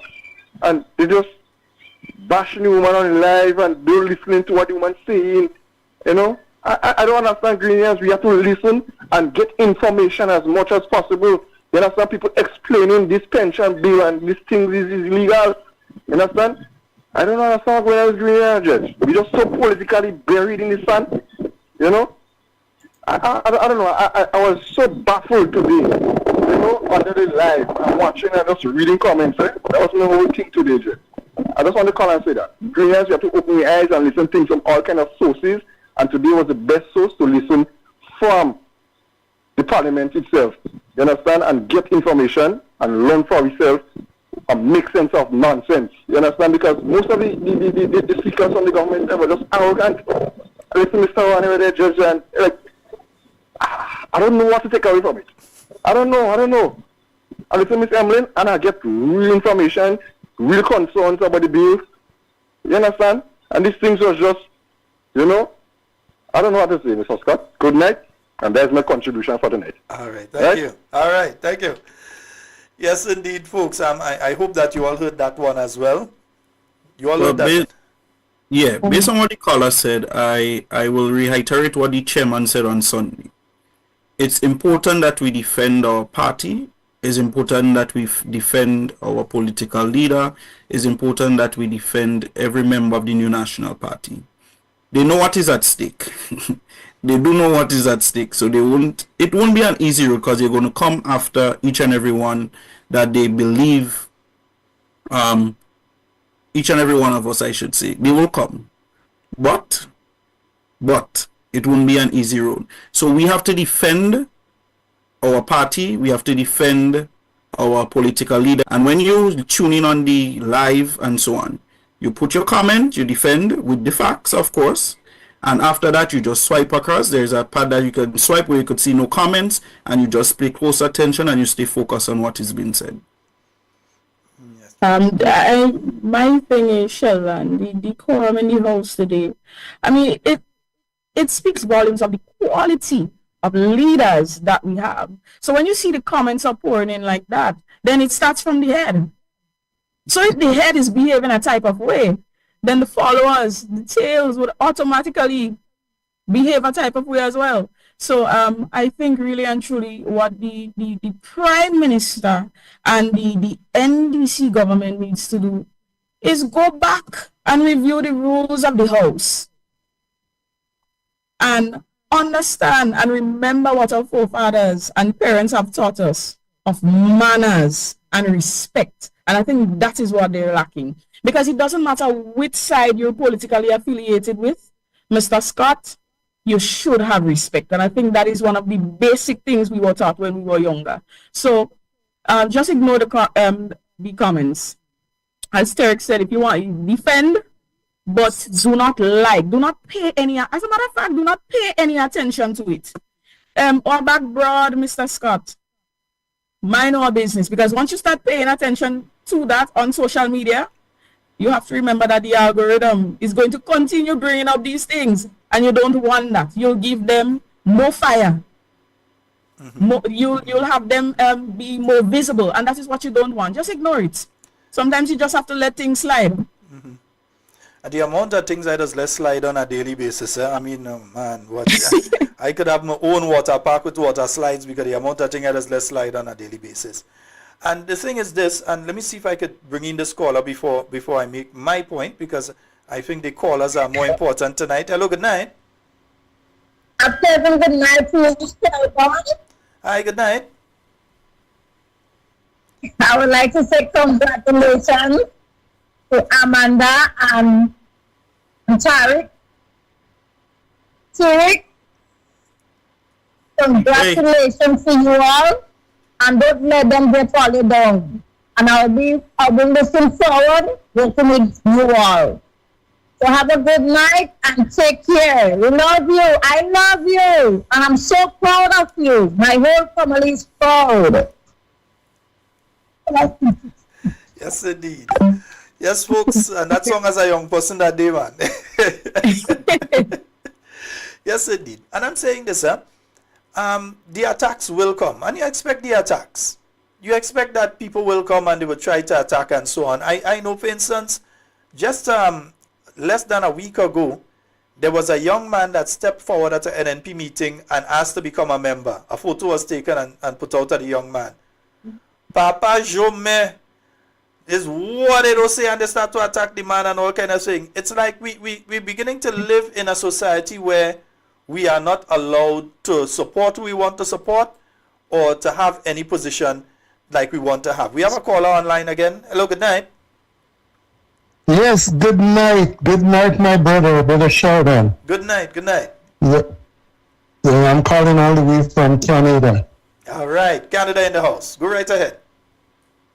Yeah, I was listening a little bit today to the session in the House, and after the leader of the opposition spoke, the gentleman that came after, he was making a point, and instead of the address as the leader of the opposition, he said somebody mentioned about some leader as though he doesn't know. And I thought that was a great disrespect. So I just wanted to point out that. All right. Thank you so very much, my friend. Yeah, and you see, that's the thing, I tend not to pay attention to the comment section. You know, every time I go onto anything that GIS has or Government of Grenada have, I mute the comment section. I don't pay attention to that at all. Because there is so much negativity and ignorance and arrogance. That's the thing. As I mentioned on last night's program, there's a lot of ignorance and arrogance by some of these individuals. They are ignorant of the facts, the truth of what something really is, or what surrounds something, or what has caused something. But they are arrogant in their ignorance, in that they feel they must come out and speak on every single issue and make noise about these things. So instead of bothering my brain, I just mute the comment section. So they could say what they want. I mute the comment section. They ain't coming in this comment section. They ain't coming here. There's the lion cage. They ain't coming in the lion cage. But on the other things, I just mute the comment section. So I agree with both of you all. But aren't you all afraid though? Because we know that earlier we mentioned that a lot of young people seem to be afraid to openly associate. They tell you, they meet you, they tell you, man, that girl, I's an NNP. I like what you're doing. I can't come wrong. But I like what you're doing. Derek boy, I'm glad. You're the vice president. I like that. But I can't show myself. I can't put on the t-shirt. But if I put on the t-shirt, I ain't go get the local fortnight. I ain't go get the local opportunity. I have a thing inside for some material. I ain't go get it. Aren't you all afraid? Well, Sheldon, I don't have to be afraid anymore, because when I was attached to CES, as it relates to the COVID-19 Economic Support Secretariat, I got my letter a Friday afternoon stating that my service is no longer required. Friday, that was the 27th. Dismissal was on the 31st. So just a few days. So they give me Friday, Saturday, Sunday, back to work Monday, Tuesday home. So at the end of the day, you give me the room to be a proud member of the New National Party, because I'm not under your whims and fancy anymore. So I have nothing to fear. I'm ready. Right, wonderful. Amanda, I don't think we have to ask you that question. You know? We're asking you still. I really don't think we have to ask you that question. But we're asking you still. You're afraid, girl. Let me say this real low-key. Never. According to how those young people like us would say, not a boy could say that, you know. Mr. Scott, one thing my parents always taught me is stand for something or you will fall for anything. And even if I had to get materials, I'm going to do without it. Somebody asked me well, not just somebody, many persons had asked me on more than one occasions. So if an MP flop, girl, or they do you something, just like that, what you gonna do? You go walk the floor. I could understand if you walk the floor. I say, me walk the floor? Never. I'd rather come out of politics than I walk the floor. I'm saying this to say that there are principles with certain things. Me, I would not be afraid to stand up for my rights. It is constitutional. I have a voice. Why can't we learn to agree to disagree? Now, if you cannot respect my opinion, that is your business. But I will stand for my party because I understand what it believes in, and I understand its values and its principles. And I am a die-hard NMP, Mr. Scott. That is where I stand. So they will really have to try hard to pull me down from that platform or to shut me up. And the only how they will shut me up is when Father God says, Amanda, this is your time to go home in heaven. Yes, indeed. And you know, it brings me back to the statement that was made by Dr. Mitchell at the youth convention on Sunday, protect your leader. And when Dr. Mitchell said that, he wasn't only referring to the Honorable Emlyn Pierre, our political leader. He was referring to you all too. Protect your leaders. Because I think many times, we as supporters of the New National Party allow people to pounce and say all kind of thing about our people. And we don't defend. We don't come back and correct them. And sometimes we have the correct information, because even now, there are a lot of things that are happening, a lot of things that are being said. And we have people who claim to be supporters of the party that know what is being said is wrong. that know what is being said is false and would not pick up a phone and call a program and make a clarification, that would not write an article or put out something via social media and say, hey, this is being said and this is untrue. I was involved. This is not true. So we need to ensure that we defend our people. We have to defend our Amanda. I know she could defend herself, but still, we have to defend our Amanda. We have to defend Tarek and the entire youth executive. And even if it is to use our Facebook profiles, and me and believe in this fake profile thing, I say it as Sheldon Scott. Who don't like it, that is their business. I don't have to hide to say nothing. If I have to hide to say that, don't say it. I say it from my profile. So we can say what we have to say and defend our party, but they tend to find these days especially, and I don't know why people afraid this path government, because there was a path government, them gone. You understand? By next election, them out of here. So, I mean, you're afraid of people. The New National Party won 4 seats in 2008 and come back and huff all 11 that the NDC had. And you win 6 this last election. Whatever happened with whatever happened, that is the business. But the New National Party down to the dangerous number 4 again. So guess how this story ends? Yeah? I see someone trying to call. Let's give them the opportunity. We have a call on the line. Hello, good night. Good night, Brother Sheldon. Good night, sir. And good night to my young leaders. I want to say to them tonight, one thing, if nothing else, do not compromise your faith. Let no, and my nickname for my little sister Amanda, the little fire lady. don't let they intimidate you. I know it's hard for them to do that, but just keep your eyes, keep your head focused, keep your head straight, stay focused. And the next thing, Brother Sheldon, is that I was looking at the parliament today, and I want to wonder why, when the big little man stand up to speak, he always, like he's quarreling with people, always like in a confusion mode, and he want to like talk down to people. Why he have the attitude as a leader to people? Who will take an example of that to bring forward? I know you said that you didn't look at the parliament today. I didn't get the opportunity. But I was wondering, my good buddy behind the opposition. I wanted to know what was his role, if he was supporting, or if he had the moment to speak. I'd like to hear him come out on that. I can't say I didn't get to listen, but I will listen tonight when I get home, God's willing. And then I'm talking about my brother Chester. And then there was the next point again with the debate. I think the Speaker of the House need to get some training too, because if they pass a bill, the bill was already passed in both houses, and they still come back and debating it again on the floor.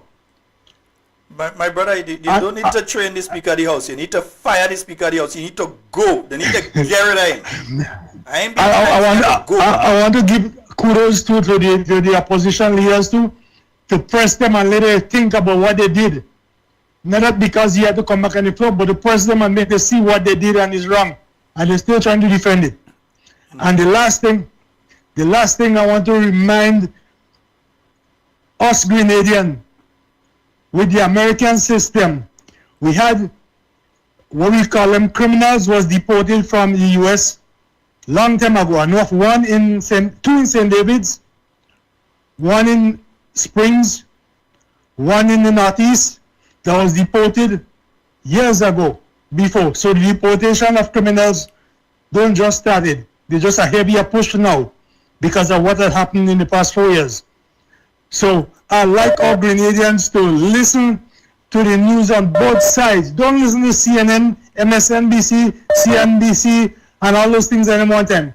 Get it all. And if you could get it from the local podcasters, you get the news straight up and direct. So don't take the propaganda that they push into you all. Like one again they had going around with the raiding the schools or what have you. That's pure garbage and lie propaganda to the fullest. And I like last one. Sorry, I don't want to take too much time. Oprah Winfrey is a black woman, right? Jesse Jackson is a black man. Our body that fight the last time there, the boxer, Tyson. the Bajan, Mr. Tyson, a black man. Snoop Dogg, a black man. Make it quick, caller. All of those guys and them was Donald Trump body. My brother. All of them sit down, eat and fight and drink together and play together. My brother, wrong discussion for tonight. Bye-bye. We go talk. Enjoy the rest of your night. But we thank you. We thank you very much for your contribution. All right. So take it easy and have a great one. Yeah, we thank you very much for your contribution. All right. Great. Thanks. And I think we have another caller online. Hello. Good night. Good night now. Hi. Good night. How are you doing? Well, I'm all right. Happy to be on the show. Yeah, you're live. Go right ahead. These young people, because Miss George, she seems to have the kind of fire like I know I'm used to her. And she's not afraid of anybody, just as me. But like this, the caller earlier on was saying about after our political leader, Ms. Pierre, spoke. Well, the thief, I'm sorry to say that, but he is a car thief. That dunce, the most dunce person in the whole Boss, let me don't go down that road. But go ahead. Let me don't go down that road. But just make the statement. But not that state. Let me leave them alone on that. Let me just go down the road. Yes, okay, but I was very vexed and I'm sorry I was not in Parliament when they arrested me. We have standards, sir. We're not going down that road. She came out. Don't go there. I was showing a certain stupid thing about they are the ones, and NNP is the one that causes all this thing to be going on here now. And what the thing that bothered me most of them is coming and say that with NNP there was so much demonstrations and this and that and the other. But look at them, they don't have demonstration.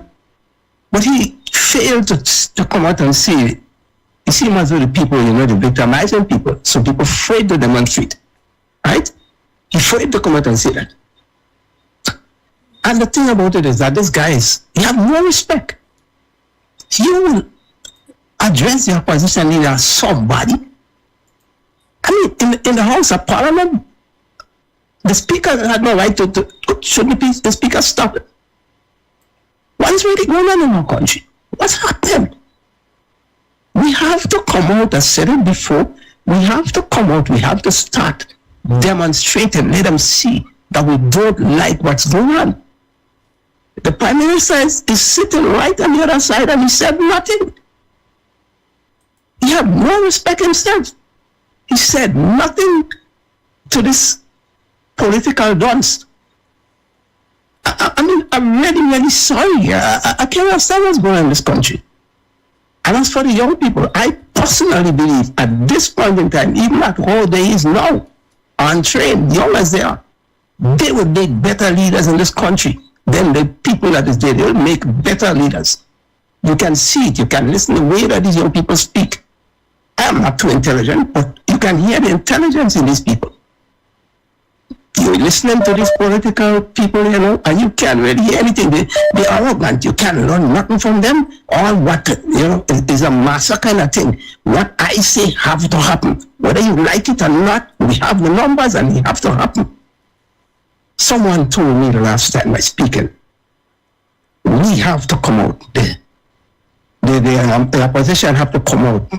We know we're not going to win, but show no confidence. At least you go on record. We have to say we have no confidence in this government. I don't know. I would like to speak somehow to the leader of the opposition. Let them come out and show that no, we're not going to get it because they have the power. But let it go on record. Okay? Okay, caller. Thank you so very much. All right, great. Yes, indeed. 440-7377. Oh, but we have another call online. Let me go straight to the call. They're coming through fast and furious tonight. Fadu. Hey, Fadu. Good night, brother. Hello. Yes, sir.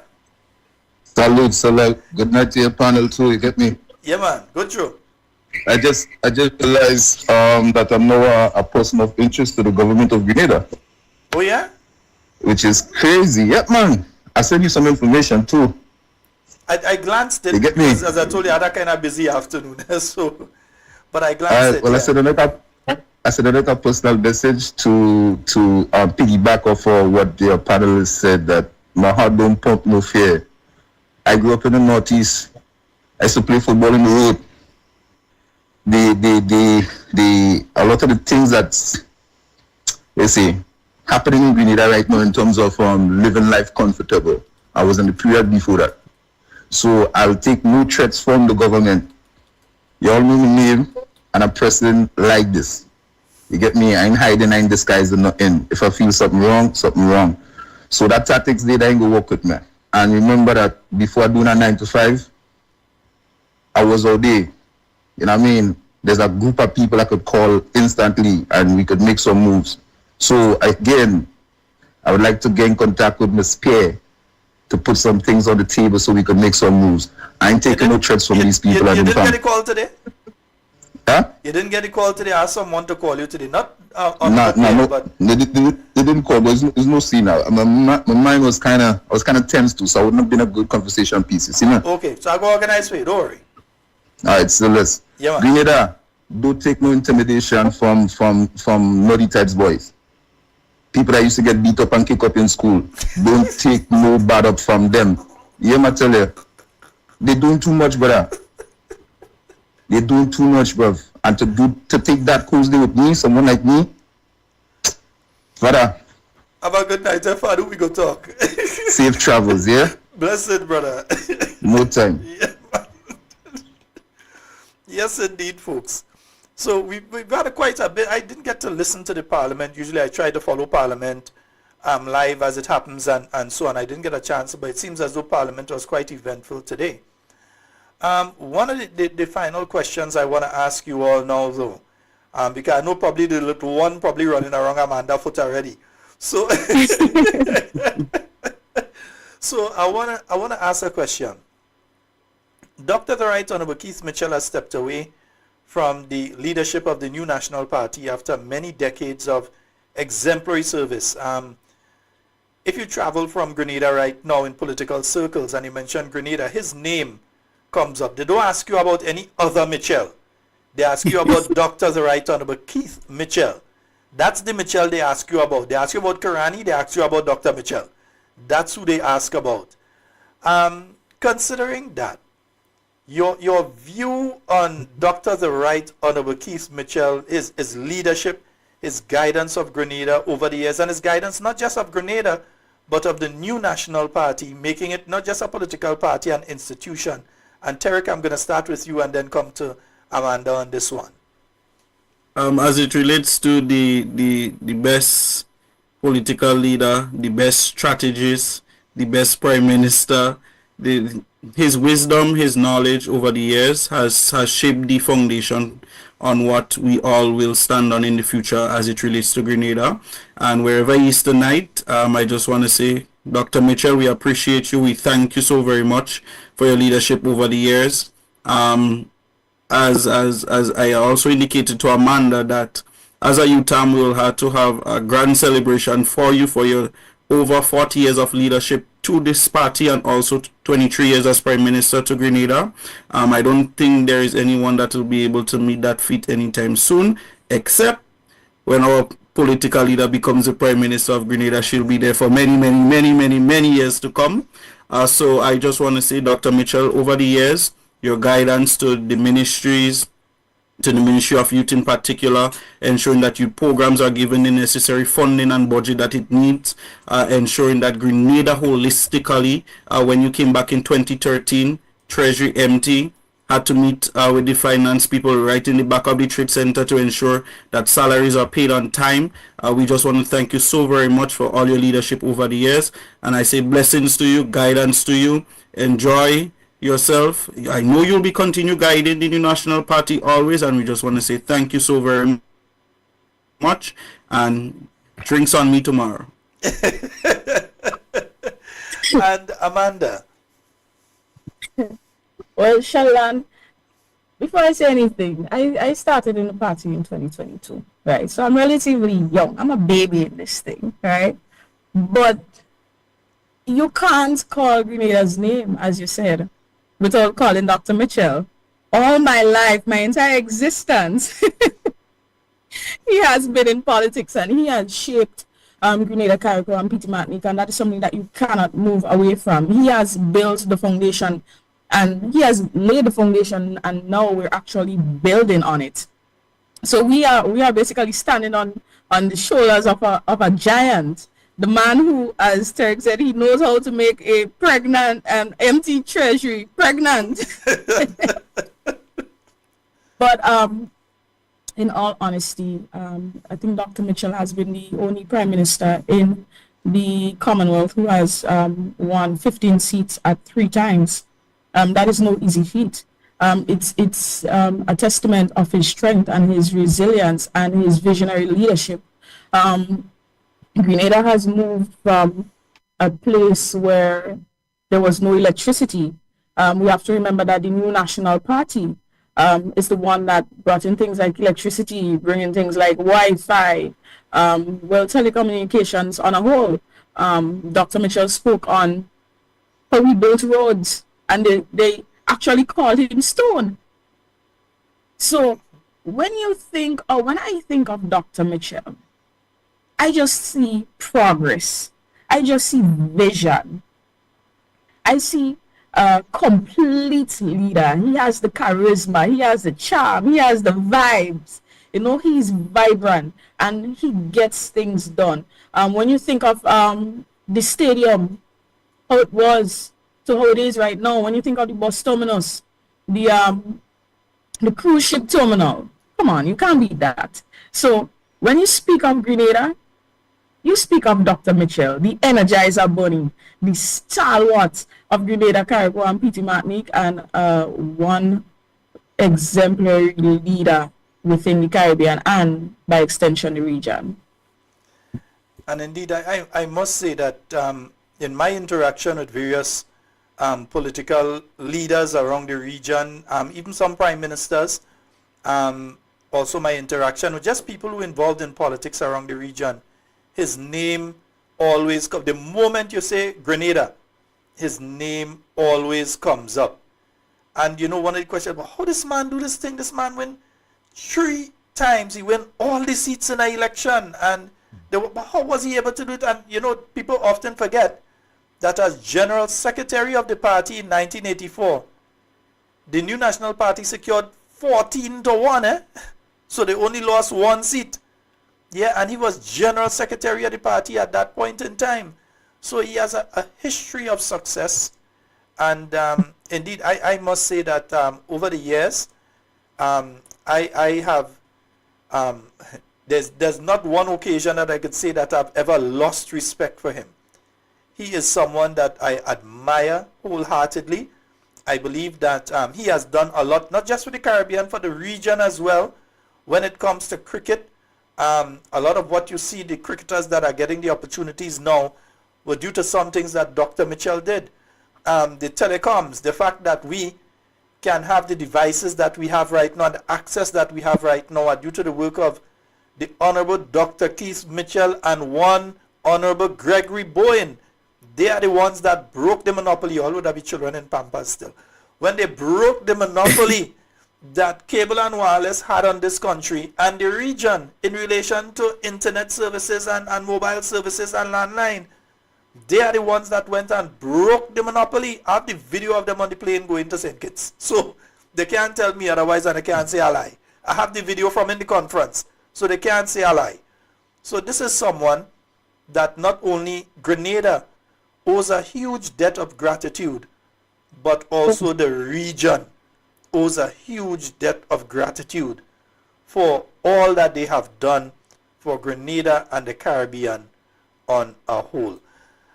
Giving you all just 1 minute each final words. Mr. Gentleman, I don't say ladies first, but we leaving the senior person in terms of position for last. So Mr. Gentleman, you first, 60 seconds. All right, so Sheldon, I want to thank you so very much for having us on your program tonight. I want to thank the viewers, the listeners, the general public who is listening. I want to say that we will continue to do what we have to do to ensure that we advance your development as the new National Party UTAM, and also as we build and work towards winning the next general election. And I must say it's my pleasure to serve as deputy to this inspiring, awesome, dedicated, hardworking young lady, Amanda Japal-George. It's my honor, and we're gonna work. The pressure is on, and I just want to say good night to everyone, and thanks for hosting us tonight. Thank you. And Amanda? Well, I too want to echo the same sentiments like Tarek. I want to say a special good night to everyone, and thank you, Mr. Scott, for having us here. But I must say that I am indeed honored and humbled and very grateful for the opportunity to first lead and serve as the youth president of the National Youth Arm. And it is actually a testament of the trust and the confidence of the youths of the new National Party that they has placed in me and us. And I will definitely not take it for granted, because this is not about titles. This is about getting the work done. And I just want to say that the new National Party's youth, we recognize your potential as youths out there, and we are ready to work with you to let your voice be heard and to move or to rescue Grenada. So you can message us on Facebook, or you can reach out to the office on 440-1875, 440-1875. Feel free to reach out to us. Yes, and I must say good night to my people of Mama Can as well. Mama Can, okay, good night to both of you. I do have a wonderful night, and before you go, just a warning, as of now, every month, someone has to be from the youth arm, has to be on the program. So one of the Tuesday nights is going to be for the youth. That just know, every month now, somebody has to, it's either somebody from the youth arm has to be on. We're going to be speaking about various issues. We might be speaking about contemporary issues, but we are making sure that on Talking Points, we are dedicating one Tuesday every month to the youth. And we might even give all you more time and thing too. Sometimes I might step off and say, one, all you come and host the program and things, so you understand. We appreciate that. Thank you so much. We appreciate Thank you so very much, and continue doing the wonderful job. I am most impressed. I'm most proud of both of you. As a former president of the youth arm myself, I must say I am most impressed, and I love your work ethic and the way that you all have been going about doing what you have done thus far. And I know with young people like yourselves at the helm of the new National Party Youth Arm, we're looking at a 15-0 again. Enjoy the rest of your night, folks. Yes, good night, everyone. Take care, all the best. All right. Folks, I've been speaking there with the president and the vice president of the new National Party Youth Arm, the vice president, Mr. Tarek Frank, and the president, Mrs. Amanda Japal-George. I want to thank you all for being here with us tonight, and everything you say, everything you do it safe and secure. I want to be speaking to and with you, and definitely not about you. My name is Sheldon Scott. I am out of here. You know how to run and rain, all kind of thing. You understand how the thing go? I am out.